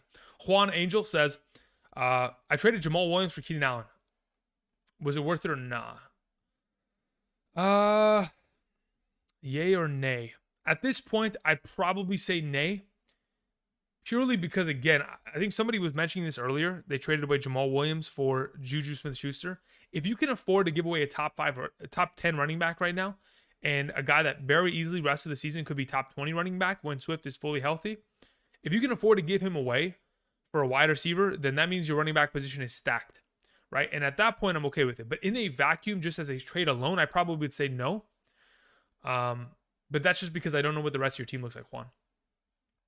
Kelly sends in another question, says, start Justin Herbert with no wide receivers, or I could get Cousins or Mariota. At this point, I think it's probably safer to just roll with Cousins out of the group, in my mind. The only issue is Cousins is like a 1 to 2 touchdown kind of guy. So he's either scoring 1 touchdown in a given week or 2. And if you get unlucky and you get that 1 touchdown week, he's only putting about like 14 points. You're kind of in an unfortunate situation there. I think there's a lot of upside in rolling with Mariota in comparison. But if it's me and I'm picking between Mariota and Justin Herbert this week, I probably roll with Herbert, to be totally honest. Alrighty, let me go back into this chat. Let's update this at the very bottom. Click this button. Okay, Tua or Justin Herbert, y'all? I have Tua higher, Donald, thank you.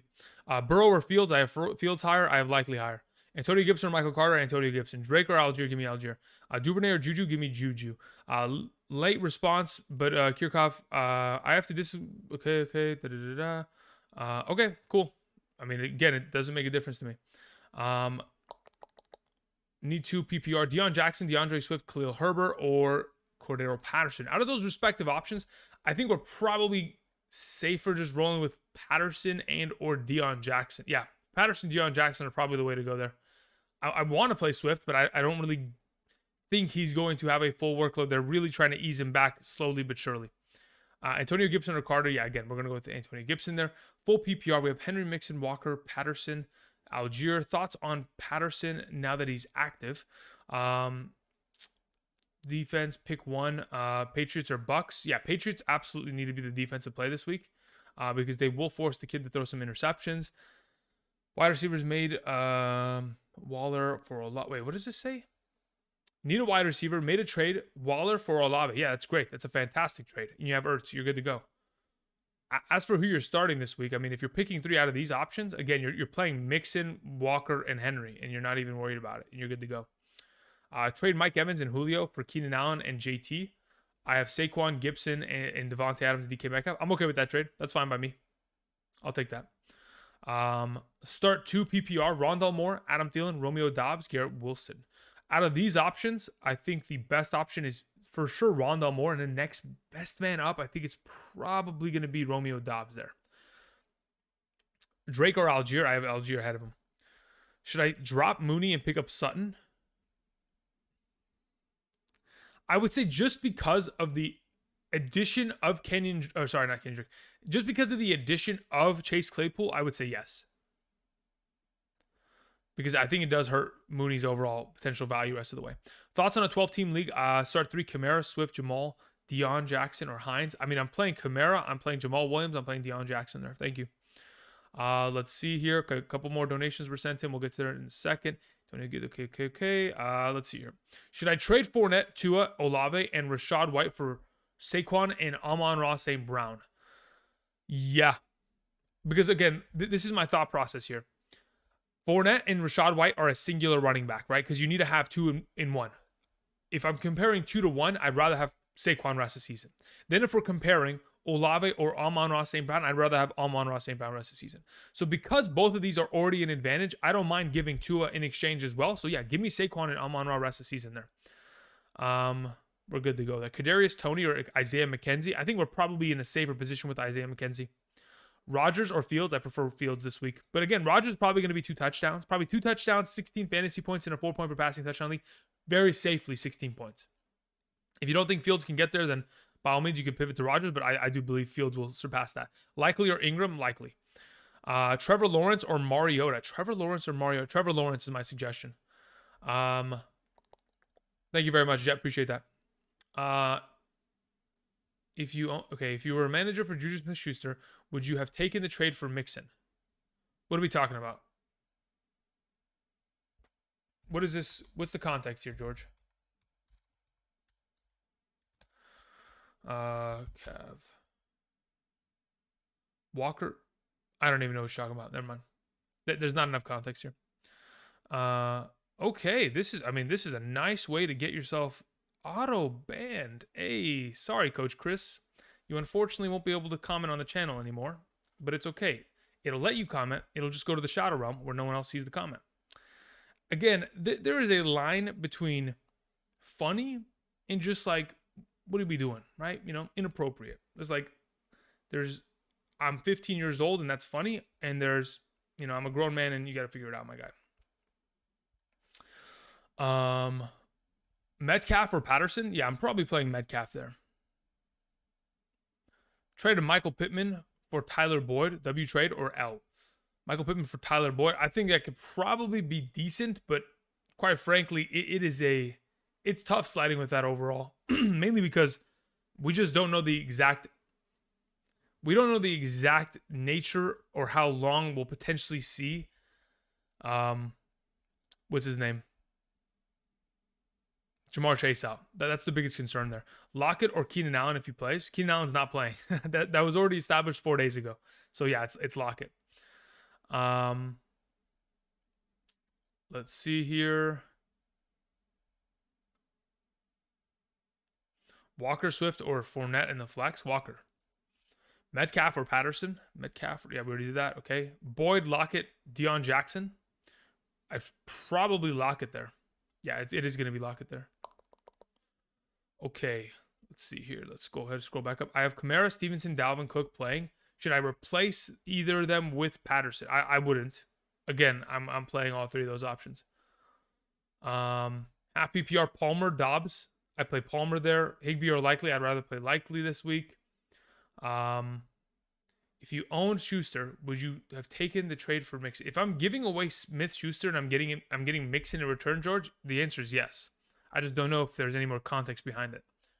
Jamal Williams versus Green Bay, or what is that? Where did the comment go? Or Mike Pittman Jr. versus New England. Give me Jamal Williams there. Darth Javi sends in a question. Says, full PPR. My RB2 is AJ Dillon, Herbert, or Algier this week. RB2 out of those potential options, I'd probably roll with Algier, then Herbert, then AJ Dillon. Juan sends in a question. Says, I have Swift, Chubb, Stevenson, Mostert, and Jalen Warren. As for the context. Swift, Chubb. Yeah, I think you're fine then. I'm okay with the trade in that regard. As long as it's a full PPR, I think you probably get the most out of it.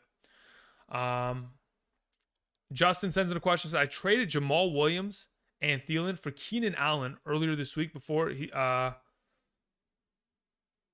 found out he was re-injured. Yeah, that is tough. Yeah, that is definitely tough. Hopefully he's going to be fully healthy by next week, and if he is, then we'll be in a pretty good position going forward here. Okay, let's go ahead and scroll down here. Mooney, Zay Jones, or AJ Dillon. I'd probably play Zay Jones there out of the group, to be totally honest. I think he's probably in the best position overall. Let me go ahead and scroll back up here. Alo says, you keep skipping over my question. It must be a dumb question. I don't even know if I've seen your name yet. So my apologies if you think I've skipped over it on purpose. I have not. Just to appease you and show you some love and show you that I'm actually not trying to purposely skip over it, and I've just done it by passively just rolling over it. Allen Robinson or AJ Dillon, it's Allen Robinson.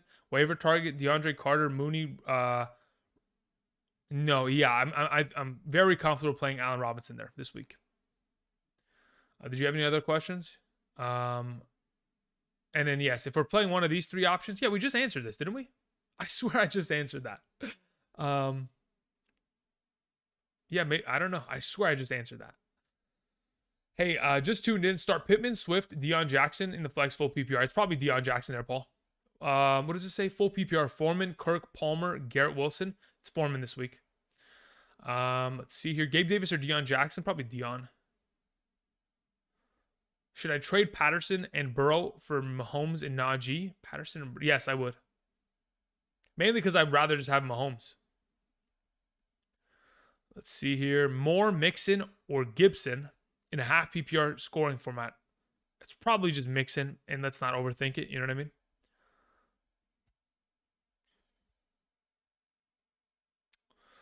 mean? Joe, where's your question, my man? It didn't really get attached, did it? Half PPR flex, Mooney, Dobbs, or Patterson? Patterson's the suggestion there, Joe. Appreciate it. Did you have any other questions, Joe? This is a different Joe, but let's answer his question. Metcalf or DJ Moore? I have DJ Moore ahead of him. Is there another Joe? Here's another Joe. What's your thoughts on a 12-team league? Half PPR. I need to start Kamara, Swift, Jamal, Deion Jackson, or Hines. If we're starting three, I'm playing Kamara, Jamal Williams, and Deion Jackson this week. That's my suggestion. And then, so yeah, so all the other Joes in the chat can thank that one Joe, and we'll be good to go. Higbee or Likely? I have Likely ahead of him. Drop J-Rob for Pacheco. Yeah, I'm fine with that. Thielen or Boyd? Boyd. Should I trade Jacobs and Godwin for McCaffrey and Deontay Johnson? If you're okay with not having, like, Deontay Johnson's not going to be great rest of the season. I don't expect him to be. So if you're okay going and benching Deontay Johnson because you have enough wide receiver talent to just sustain rest of the year, then it's okay to go ahead and go after McCaffrey in that regard. But if you don't, then it's not worth it. Let's see. Trade Najee Harris and Deion Jackson for Taylor. All risk. I like the reward if it pans out, Dan. But again, this is under the assumption that you can afford to have him missing until week 11. If you can do that and you have a record that can sustain it, I'm fine by it. But again, it's a lot of risk.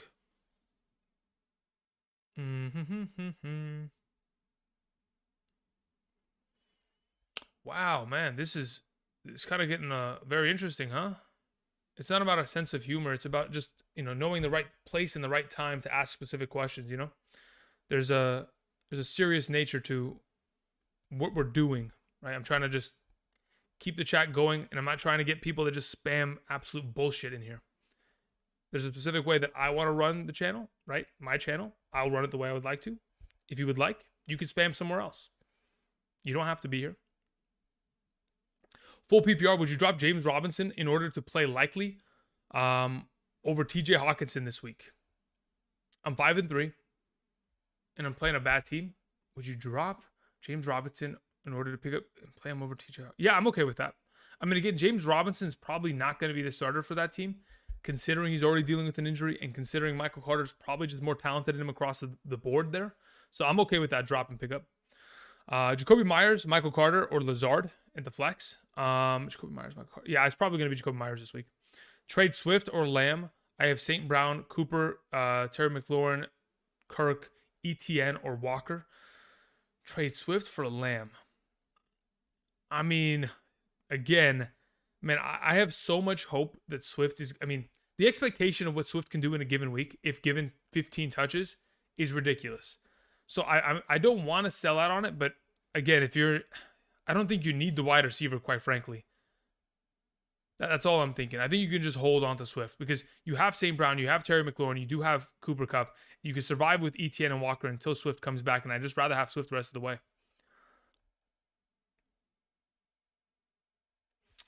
Let's see here. Greg Dulcich or Hurst rest of the season. I would rather have Greg Dulcich. I mean, the way that they're utilizing him with the Denver Broncos just has me 100% enamored with the way that they're probably going to continue to expand upon that rest of the way here.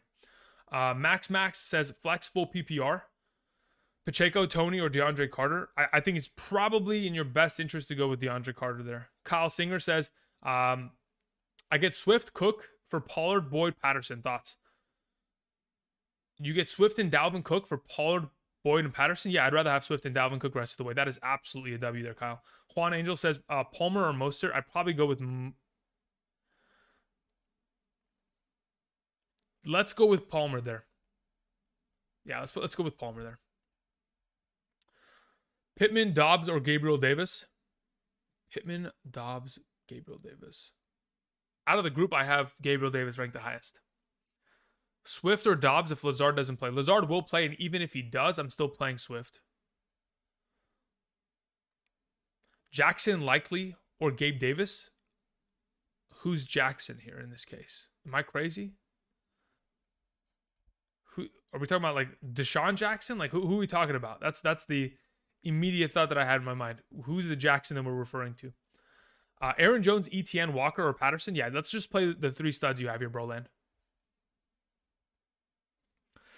Half PPR, Tom, Fields, or Mariota. I'd rather play Fields out of the group. Also, JT, Montgomery, Herbert, and Ayuk. JT or Montgomery, Herbert, or Ayuk. I mean, again, if you can wait for Jonathan Taylor, I think it's probably smart to keep him.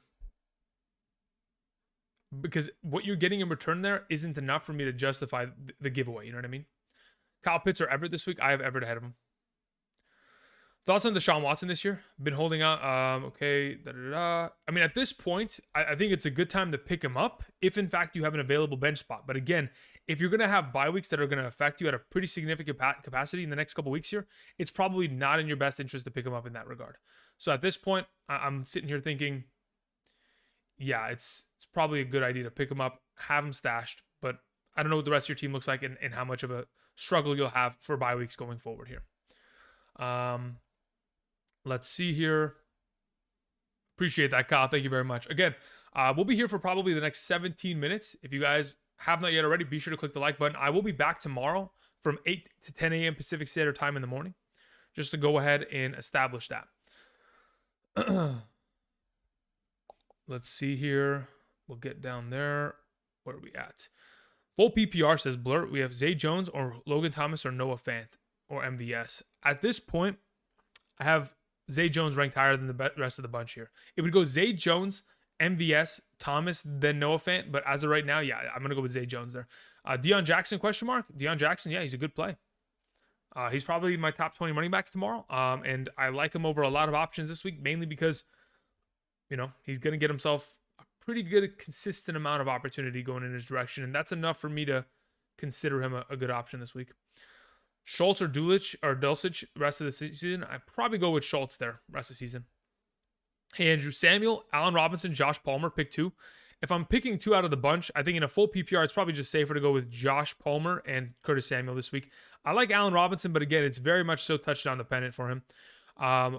Where would you rank Palmer in your wide receiver rankings? Sorry if I missed it. No, you're good, Dakota. I probably would. I mean, I have it right now on Patreon in a specific position, but I'm going to readjust it anyway because of the DeAndre Carter news. Let's see here. Where is my Patreon rankings? As of this moment, as of Thursday, right? Prior to the DeAndre Carter news, I had him at 17. So he could very easily, I don't even know if he's going to move up. Like, I have him behind guys like McLaurin, Lockett, Olave, Godwin, DJ Moore, Higgins, Amon-Ra St. Brown. I have him ahead of guys like Pittman, Boyd, Myers, Gabriel Davis, Schuster, Metcalf. So it could go down. It could. I don't think it goes up. Maybe it goes ahead of Terry McLaurin. Again, it's going to depend on me doing a little bit of research in regards to that secondary, because I know Cameron Dantzler was dealing with a little bit of an injury, so I got to kind of check in on that in regards to the Minnesota secondary. So at this point, that's what I'm looking at. What do we have here? Just notice that Sutton, Marquise Brown, okay, are available in my league. Wow, okay, Buttercup. Let's see here. Would you drop? Yes, I would pick up Marquise Hollywood Brown in a heartbeat for Kenyon Drake. Right now, do it. Get it done. Moving on. Deion Jackson or Foreman? Foreman. Juwan Johnson or Logan Thomas? Give me Logan Thomas this week.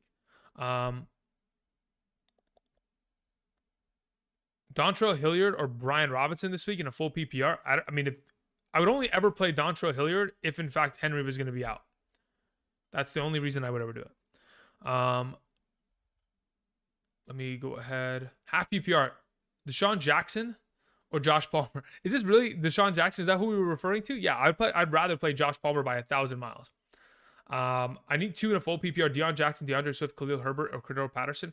In my opinion, I'm going Jackson and Patterson this week there. Gabe Davis or Josh Palmer in a full PPR. Flex 12-man. Looked away for a second. Not sure if I missed it. Sorry, no problem. You're good. As of these 2 options, I have Josh Palmer ahead of him. Half PPR. After this week, should I trade Josh Jacobs and Lazard for Swift and Olave? Man, that is... I would say if Swift is fully healthy, yes. But without a guarantee of that, I guess we're going to have to wait and see how much utilization Swift gets, what his practice regimen looks like next week, and then we'll be able to kind of commit to that trade. But I don't think it's a bad idea. Where do you have Deion ranked? As of Thursday, I had him ranked at number 18 overall. But again, that also takes into account that I have to remove Miles Sanders and Dameon Pierce from the list, move everybody up subsequently, and then move some players down because of some so he'll probably be like my number 16 running back by tomorrow morning, guys. That's probably where he'll be at. Let's see here. A couple more questions that were sent in via donation. Kyle, I appreciate that. Cameron says, start Swift, Jeff Wilson Jr., or Deion Jackson. Right now, I have Deion Jackson ahead of the bunch there, Cameron. So it would go Deion, Swift, and Jeff Wilson. Matthew 1031 says, hey, Andrew, in a full PPR scoring format, pick one, Eno Benjamin, Khalil Herbert, or Deion Jackson. Thank you. Yeah, out of the group, I'm feeling most comfortable going Deion Jackson, then Khalil Herbert, and then Eno Benjamin. Even if Connor sits, I'd rather play the other 2 over Eno. Juan says, will Kadarius Toney make a large impact this year? I doubt it. Again, the issue with the receiving group of the Kansas City Chiefs is that there's so many of them that any of them could pop off in any given week. And quite frankly, they're such a good offense that all of them could perform well in a given week, and we wouldn't be surprised. So there is going to be that volatility, that inconsistency, and that matter of like who's going to be this week, who's going to have that huge game. I'm just not convinced that the chemistry between Kadarius Toney and Mahomes is going to be meshed within a singular bye week to where they're good to go. But maybe over time it'll improve. But as of right now, I think Juju's the number one wide receiver of that team. The number one receiving option is Travis Kelce. And after those two, it's, the mix of MVS, McCole Hardman, Kadarius Toney, CEH, and who gets it from there. Corey Olsen says Patterson, Williams, or Swift, and why? Williams for sure. Mainly because we know for a fact that there is going to be a limitation as for Swift and Patterson. Patterson not only is coming off of the injured reserve, but he has to play on Sunday, then subsequently has to play on Thursday Night Football against the Carolina Panthers. If they were to go all out and give him all the touches this upcoming Sunday, it would not have him at a healthy full capacity by Thursday, which they need to have him at, and they don't want to overwork him within a 7-day span like that. Therefore, considering those two options are going to be limited to some sort of capacity, Jamal Williams being the running back he is, the Green Bay Packers being as bad as they are in terms of stopping the run, and having all the goal line opportunities in that regard, it's all the way with Jamal Williams there. Troy, we'll get to that in a second. Nathan Williams, what does this say? PPR, start Foreman, Juju Patterson, or DJ Moore. At this moment, I'm leaning towards Foreman. It's between Foreman and DJ Moore there. I think, man, actually, no. Let me think about this. In a full PPR, it's probably DJ Moore. But I want to play Foreman, but yeah, it's probably DJ Moore because DJ Moore most likely comes down with 6-7 catches this week with Chidobe Awuzie out, Eli Apple out, Hinton. All three of the starting cornerbacks for the Cincinnati Bengals are out. So yeah, let's just go with DJ Moore there. Tien sends in a question, says Christian Kirk, Clyde Edwards-Helaire in full PPR. I would go Christian Kirk this week. I'm expecting a lot out of Trevor Lawrence, so Christian Kirk should have himself a pretty good week here. Probably not a touchdown, but in terms of receptions and yardage, full PPR should be a sustainable enough play to be in that top, 24 conversation. Troy, let's see here. Where are we at, Troy? Troy says, should I trade Barkley and Rodgers for Josh Allen? Sorry, no. Absolutely not. No.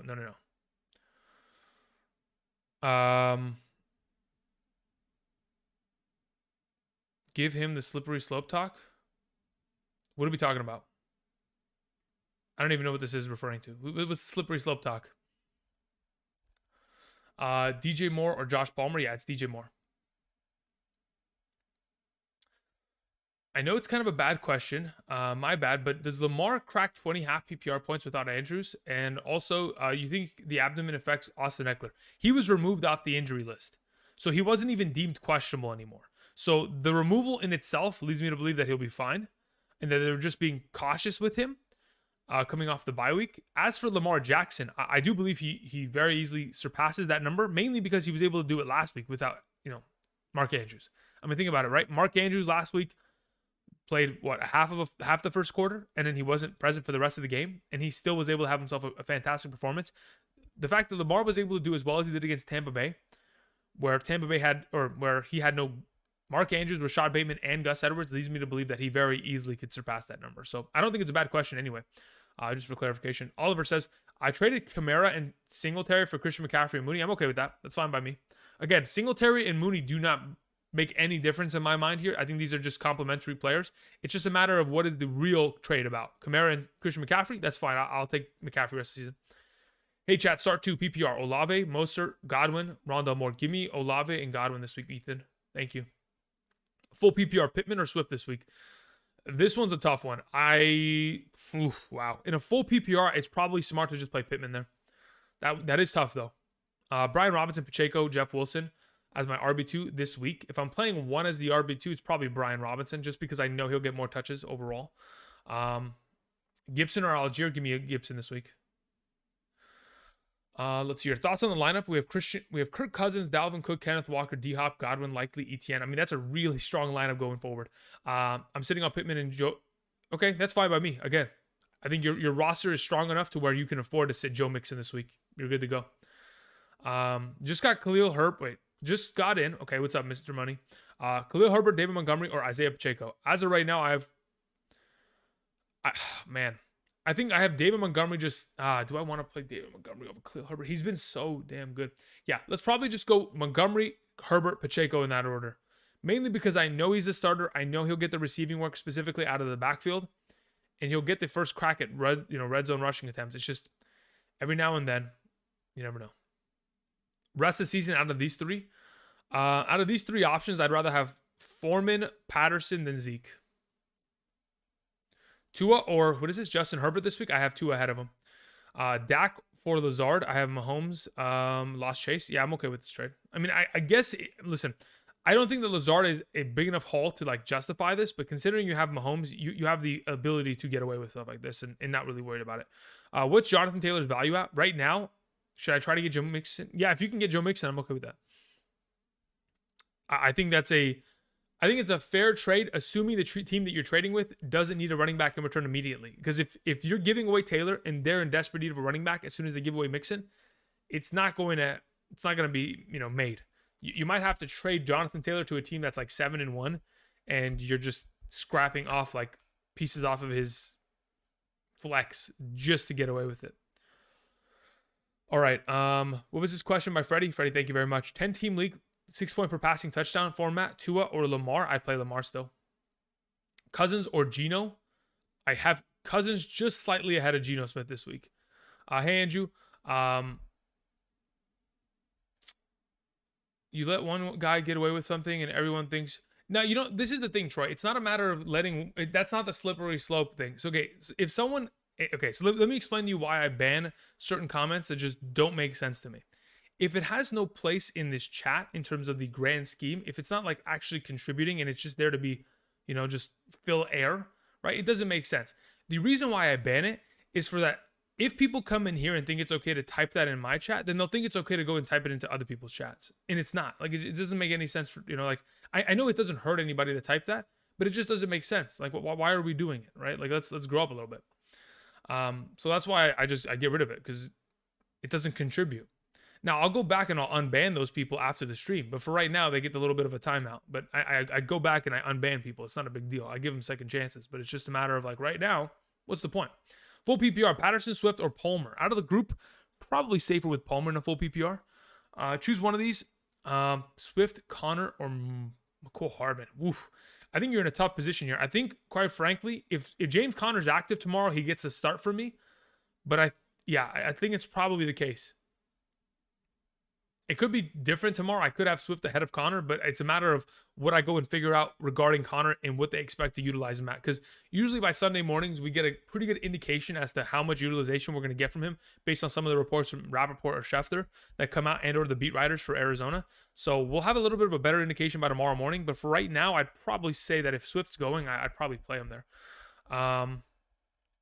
Hey, Andrew. Samuel, Allen Robinson, Josh Palmer. Pick two. I think we answered this a little bit earlier. It's going to be Josh Palmer, and it's going to be Curtis Samuel there. Hector, we'll get to your question in a moment. Freddie Rivera has sent in one more. Actually, we already got over Freddie's questions, right? So he said Tua or Lamar. We're going to go with Lamar there. And then your follow-up was we need one running back, Drake, Herbert, Deion Jackson, Swift. I'm going to go with Deion there. And then Swift, then Herbert, then Drake. In that order. Hector Gonzalez says full PPR, Leonard, Fournette, or Foreman. I'm legitimately beginning to lean towards playing Foreman this week. Mooney or Duvernay? I'd rather have Duvernay. Chris sends in a question, says pick two, Boyd, Gabriel Davis, DK Metcalf, half PPR. Boyd, Gabriel Davis, DK Metcalf. If I'm picking one, it's probably between Boyd and Gabe Davis. I probably play Boyd there. You know what it is, though? I think Boyd, DK Metcalf, and Gabe Davis all have touchdown upside. It's just a matter of between the three who has the highest likelihood of that super high upside game and who has the least likelihood of bottoming out at like 3 points. I think of the three, Boyd is just the safest of the bunch, which is kind of crazy considering the company that he's within, which are obviously great players. Let's see here. What do we have here? Tua, Justin Herbert. Yeah, we're going with Tua this week. Andrew, do you think Tua starts outscoring Justin Herbert going forward? I'm worried about, yes. I mean, honestly, if Mike Williams and Keenan Allen continue to miss consistent weeks here, Luis, I would say yes, that Herbert will probably get outscored by Tua the rest of the way. Michael Carter or AJ Dillon? I'd go with Michael Carter this week. Traded JT and DK Metcalf for Amon-Ra St. Brown and Gibson. Thoughts? I don't really like it because JT, if he comes back in 3 weeks, again, will certainly have more value than whatever this is. But that being said, Hans, if in fact JT doesn't come back, then you're fine. Now, if you have enough depth, like you're mentioning, let's say, for example, you have 3 other running backs. Let's say you have Cook, you have Etienne, and you have Dameon Pierce, and you wanted to move this trade just to go ahead and improve wide receiver. I'm okay with it. But again, there's a lot of implicated risk when you're giving this away. But again, there's also a lot of implicated risk when you're holding it. So therefore, it is one of those 50-50 trades where I'm like, let's just hope that Amon-Ra St. Brown carries your team and Gibson just takes over the role again, so that this doesn't matter. But again, knowing this depth would definitely help me kind of have a little bit of peace of mind as to what exactly kind of trade you made.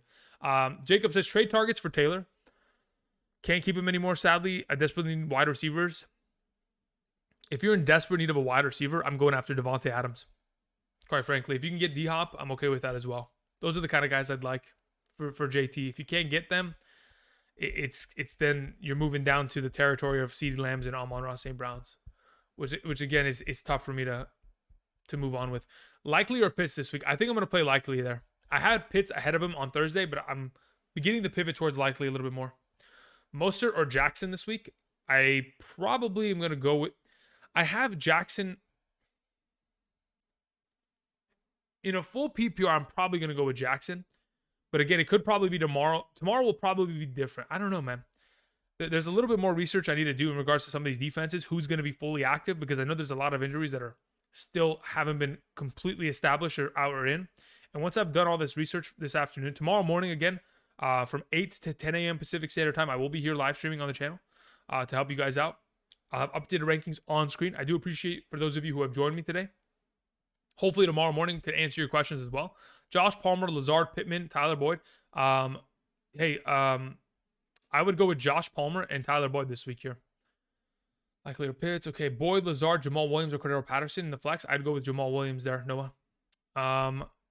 See here, Dion, okay. Brian, that's a really tough question. I think in a full PPR, legitimately, I'm beginning to lean towards Likely. I'm not even great. I'm beginning to get the itch to just play Likely in that regard. A little risky, but I think I'm willing to do it. I'm willing to do it. I don't know if you are, though. Hey, Angie, okay, we already did that too. Okay, cool. So a couple, okay, this one got retracted. That's not a big deal. Let me go back up. Let's see here. Yeah, I'm playing Tua over Herbert this week. How do you feel about Kadarius Toney? Let's wait and see what he does before we start playing him in our lineups. Hey, Andrew, I got a good one for you. Olave or Foreman? Yeah, I'm probably playing Foreman there.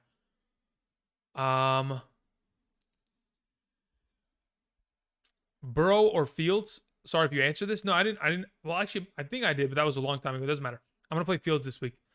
2 questions. Dobbs or Cordero Patterson in the flex? I do with Cordero Patterson there. And should I sit Gabriel Davis for either Dobbs or no? I'd play Gabriel Davis and Cordero Patterson there. Thank you. Should I start Wandale and wait? Should I trade Wandale and Gus for Pickens? If you're in need of a wide receiver position that desperately, I would say then sure, but otherwise, don't think you need to. Full PPR, Likely Everett. If Andrew's out, I'm gonna still play Everett there. Let's see here. All right, let me go ahead. I'm going to pop this thing off the screen. Okay, that's pretty much going to cover it for us today. I'm going to answer a couple more of these questions while we exit here. We're playing Everett over Likely. Troy sent in a question, says, drop Eno Benjamin for Likely. Yes, I would do that. And then Jay sent in a question, says, Gabriel Davis, Pittman, or Juju pick 2. If I'm picking 2 out of those 3 options, I'm playing Juju Smith-Schuster and I'm playing Gabriel Davis. Thank you. All right, couple more questions that were in the chat in itself. Let me go ahead. Let me check this out.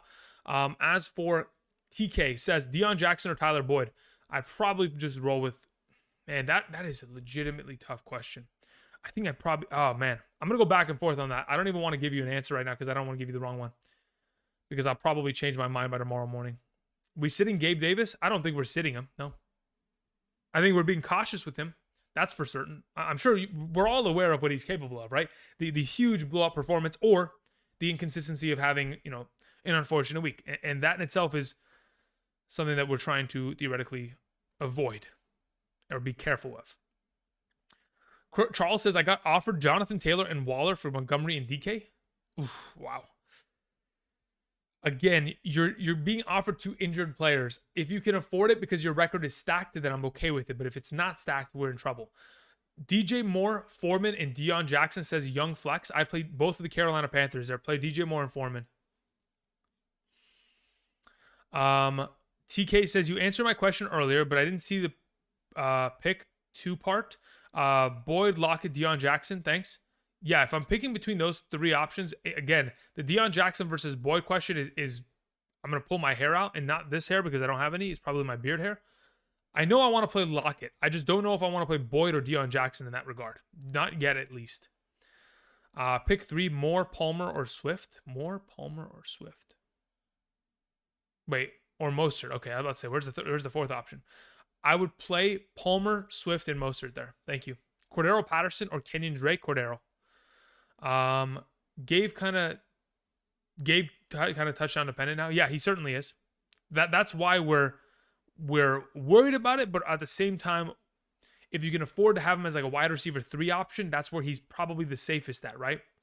Trade Cortland Sutton and Deontay Johnson for Amon-Ra St. Brown? Absolutely. Olave versus Gabe Davis, non-PPR. I'd still play Olave. Let's see here. What do we have? Trade Devontae and Godwin for Etienne, Olave, and CeeDee Lamb. Connor, yes, please. Connor Walsh, please. Do it now. Send it. Zombie Monkey says, half PPR. I traded DJ Moore, Thielen, and Cooks for Chase and Pickens. Is that a good trade? I have Burrow, Mixon, Thielen, Diggs, Palmer. I think you can get away with it. If Chase comes back and he's healthy, I'm perfectly fine with the trade. Alrighty, please pick 2, Deion Jackson, Khalil Herbert, AJ Dillon. Andrew, I'm going to play Deion Jackson and Khalil Herbert there. Drake London got dropped in my 10-team league, says Drew. I guess you could pick him up, but again, it depends. He's typically going to probably sit on your bench for a little while here. Josh Jacobs or Stevenson this week? I'm fairly certain I'm going to go with Stevenson this week. I'm not even joking because I'm fairly certain that we're going to see Damian Harris be inactive tomorrow. Romeo Connor says, half PPR, Mooney, Duvernay, or Garrett Wilson. I would play Duvernay there. Thank you very much. Oh, we're picking 2. So it would be Duvernay and then probably Mooney as well. Jay says, drop Romeo Dobbs and pick up Ingram. Kamara suspension, question mark. If you want to pick up Ingram, you can. Ingram's dealing with a knee injury. He's going to be out for like 2 to 4 weeks. So that's going to be a little bit on the unstable side. So we'll see. I need to sneeze, but I don't know if it's going to happen now or after the stream. I can feel like my sinus is building up a sneeze. It's not happening for some reason. Conklin or Ingram this week? Anthony, I would play Ingram. Pollard or drop Pollard for Patterson? No. I think there's too much implicated value in Pollard going forward. Foreman or Etienne? You know the answer. I mean, we don't have to mess around. You know to play Etienne, right? Danny D says, full PPR, McCole Hardman or Kadarius Toney rest of the season? That's a tough question to answer. I would assume that Kadarius Toney, they made the trade for him because they want to utilize him in a high capacity. I just don't know if it's going to be immediate to the sense to where he would be more valuable than McCole Hardman. So I'd just say McCole Hardman for right now. But if you just want to roster Toney just to see what happens, that's fine. Sports TMB says Fournette and Boyd for Etienne in a full PPR. I'm okay with that. Quite frankly, I am. Drop one, Njoku, Conklin, or Schultz. If I'm dropping one out of the 3, I'm dropping Conklin. I think Njoku and Schultz have certainly more upside value rest of the way based on quarterback, just overall production. Can you expand upon Fields over Burrow? Yeah, I talked about it a little bit earlier. So the thing that separates Fields from the pack is that in a 4-point per passing touchdown league, his ability to easily get himself yardage on the ground and score touchdowns, which he's effectively been able to do over the course of the last 3 to 4 weeks now, levels him up to a point to where his baseline floor of value, not even including passing yardage, is getting him plus 12 points. So if you're getting yourself an already established 12 to 14 points off rushing statistics alone, not even including passing game yet, and then he includes 200 passing yards, which will be an additional 8 points. Maybe he throws 1 to 2 passing touchdowns. He doesn't have to, but maybe he does. His overall value goes from being a 14-point base from just rushing stats to being 19, 20 points with passing yards, and then 24, 28-point upside with touchdowns in the throwing capacity. And considering the matchup against Miami, I think it's an extremely advantageous one. Now, as for Joe Burrow, obviously, they struggled on Monday.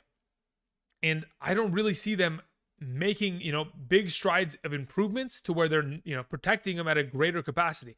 They have to run the ball effectively for them to obviously allow Joe Burrow to be Joe Burrow.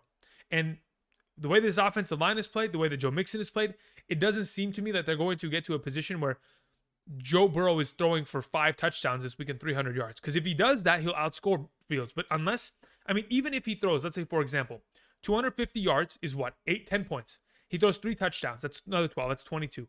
In a really good game of 3 touchdowns and 250 yards, he's barely getting up to where, Fields is, even without Fields being implied with additional passing touchdowns.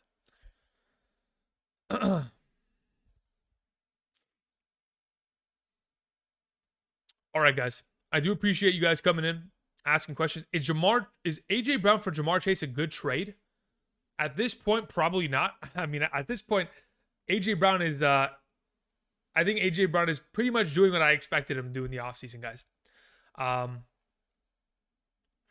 Because, I even remember there was a video I posted in the offseason. It was called I Drafted the Perfect Team. It had Aaron Jones on the thumbnail. I remember how much shit I got for drafting McCaffrey, Tyreek Hill, AJ Brown as my first 3 picks. I remember. And I don't forget the people who shit talked before it. I still remember. A lot of people were doubting him in the offseason. The dude is just not worth moving now. He's just way too solid within the offense that he's in. Is Brandon Cooks or Kareem Hunt droppable? I think Kareem Hunt is not droppable. I think he's 8 points, and if he scores a touchdown, he's 14 every week. And then I think Brandon Cooks could get cut, and if he does, he signs with Green Bay. He signs with a touchdown, if he signs with a team that's a playoff / Super Bowl contender, he could very easily go back to being a top 24 guy. So I don't think either of them are droppable. Trade Lenny for Waddle in a full PPR. I'm okay with that. Yeah, I'm fine with that.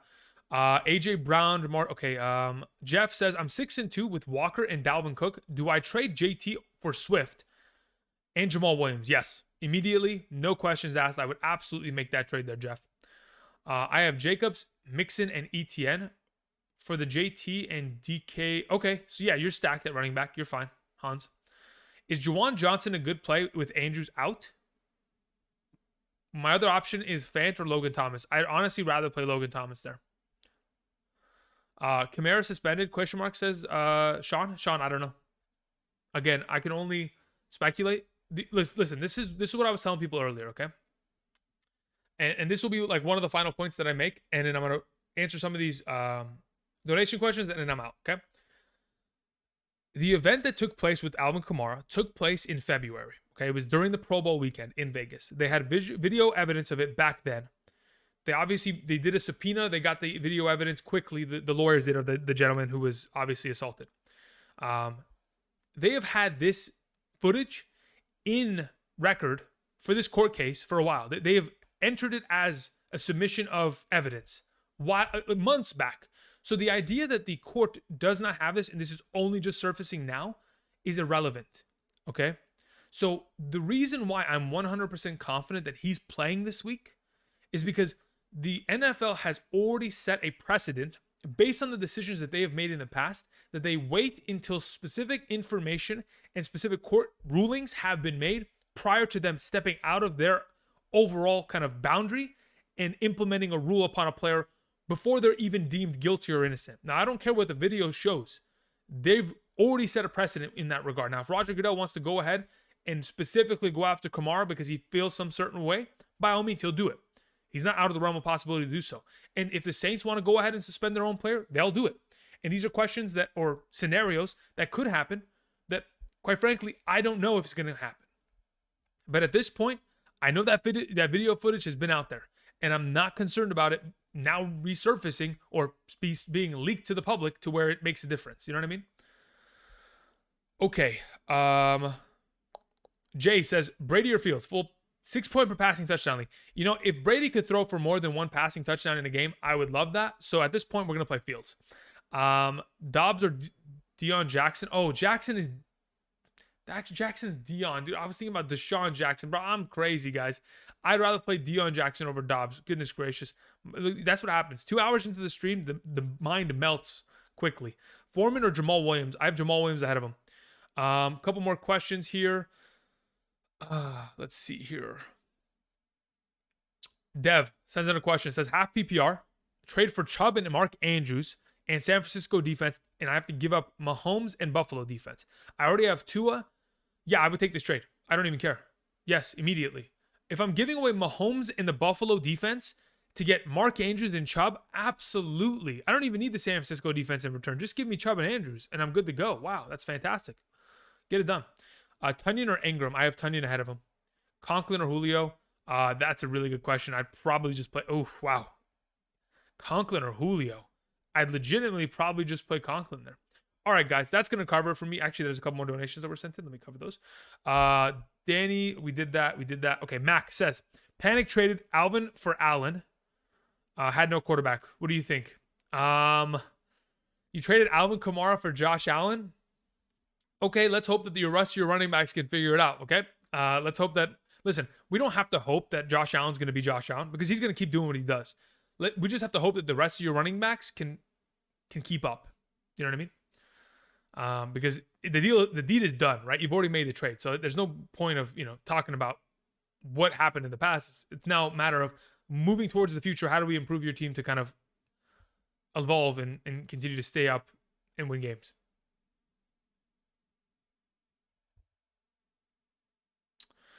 Let's see here. Foreman or Swift? We're playing Foreman this week. Okay, guys. That's going to be it for me. What does Troy say? Where's Jimmy G on your quarterback list? Jimmy G's on a bye week. What do you mean? Jimmy G's on a bye week this week. All right. Any hope for Akers? Probably not. I don't expect him to suit up for this team ever again. Yeah. Okay, guys. I appreciate y'all coming out today. If we could, before I end today's stream in about 30 seconds here, if we can get a couple more likes, we're about 19 away from surpassing 300 likes. We'll get to 300 likes. That'd be perfect, guys. If we could do that, we greatly appreciate it. Also, before I bow out here, if you guys haven't checked out PrizePicks, again, we talked about it earlier, and we'll once again talk about it at this capacity.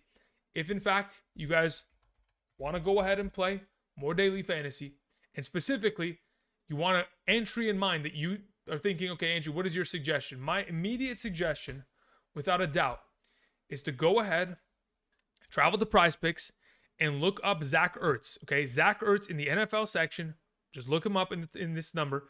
His numbers here are ridiculously low. I expect them to change within the next 28 hours, okay, or 24 hours. No, less. 12 hours. I expect these numbers to go up because in the last 3 games he's played against the Seattle Seahawks, he has put up 70 or more receiving yards in every game. He has put up 7 or more catches in every single game and has put up more than 10 fantasy points this season already in every single game except for 1. These are all automatics. You take this, you pick more on his overall statistic. More is a little bit off the screen, but it's right there. It's a little bit highlighted. And then you go pair him up with some other players. The one that I did earlier today was specifically going the fantasy points and picking Trevor Lawrence because the Las Vegas Raiders have given up 15 or more fantasy points to every single quarterback they've played this season. They've given up a lot of points. So this is an entry to make. I've already made this. Don't need to make it again. But either way, check that out today. Thank you very much. That's going to be it for me. I do appreciate y'all. Do appreciate you guys just clicking the like button right now and supporting the channel in that regard, getting us over to 300. I'm going to answer a couple more questions because I love you guys. Let's see here. Cordero Patterson or Dobbs? I play Cordero, Apple. Full PPR flex, Godwin, Deion Jackson, Khalil Herbert, Jamal Williams. I'm going to play Jamal Williams and Godwin there. And then we have Terry McLaurin, Amon-Ra, St. Brown. I'd play Amon-Ra.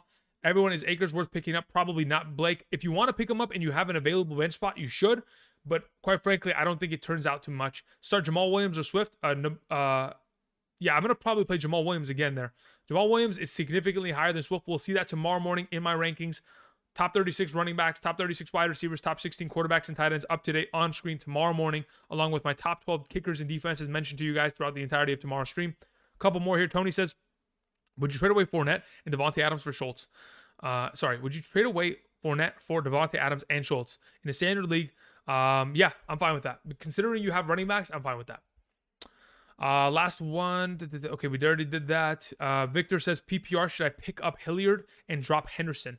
I have Henry, Gordon, Hines, and Aaron Jones as my other. No, I would honestly keep Henderson. Even if we do see Henry not, I mean, I doubt Henry doesn't play, but if Henry doesn't play this week, Victor, I'd much rather drop Hines. A couple more here. Hugh, Okay, that's a funny name, Hugh, and then your last name is Jass, Hugh Jass. That's funny. See that? Look, that's that I'm okay with. But when you're coming out here spamming, absolute obscenities, like what are we doing? A couple days away, I just traded. Okay, you traded away Jonathan Taylor. You got back Sanders and Cooper. Again, if you have enough running back depth to sustain that, and of course you're getting back Sanders and Cooper, I'm okay with it. Khalil Herbert or Rondell Moore in half PPR. I kind of want to play Khalil Herbert there. Swift or Pittman, we'll figure that out by tomorrow morning. If I had to guess who I would rather play between Swift and Pittman, I'd probably play Swift. All right, guys. Thank you, everybody, for watching. Until tomorrow, 8 a.m. to 10 a.m. Pacific Standard Time. That is it for me today. I'm going to go ahead and cue the music and let the guitar serenade you guys until the end. Peace.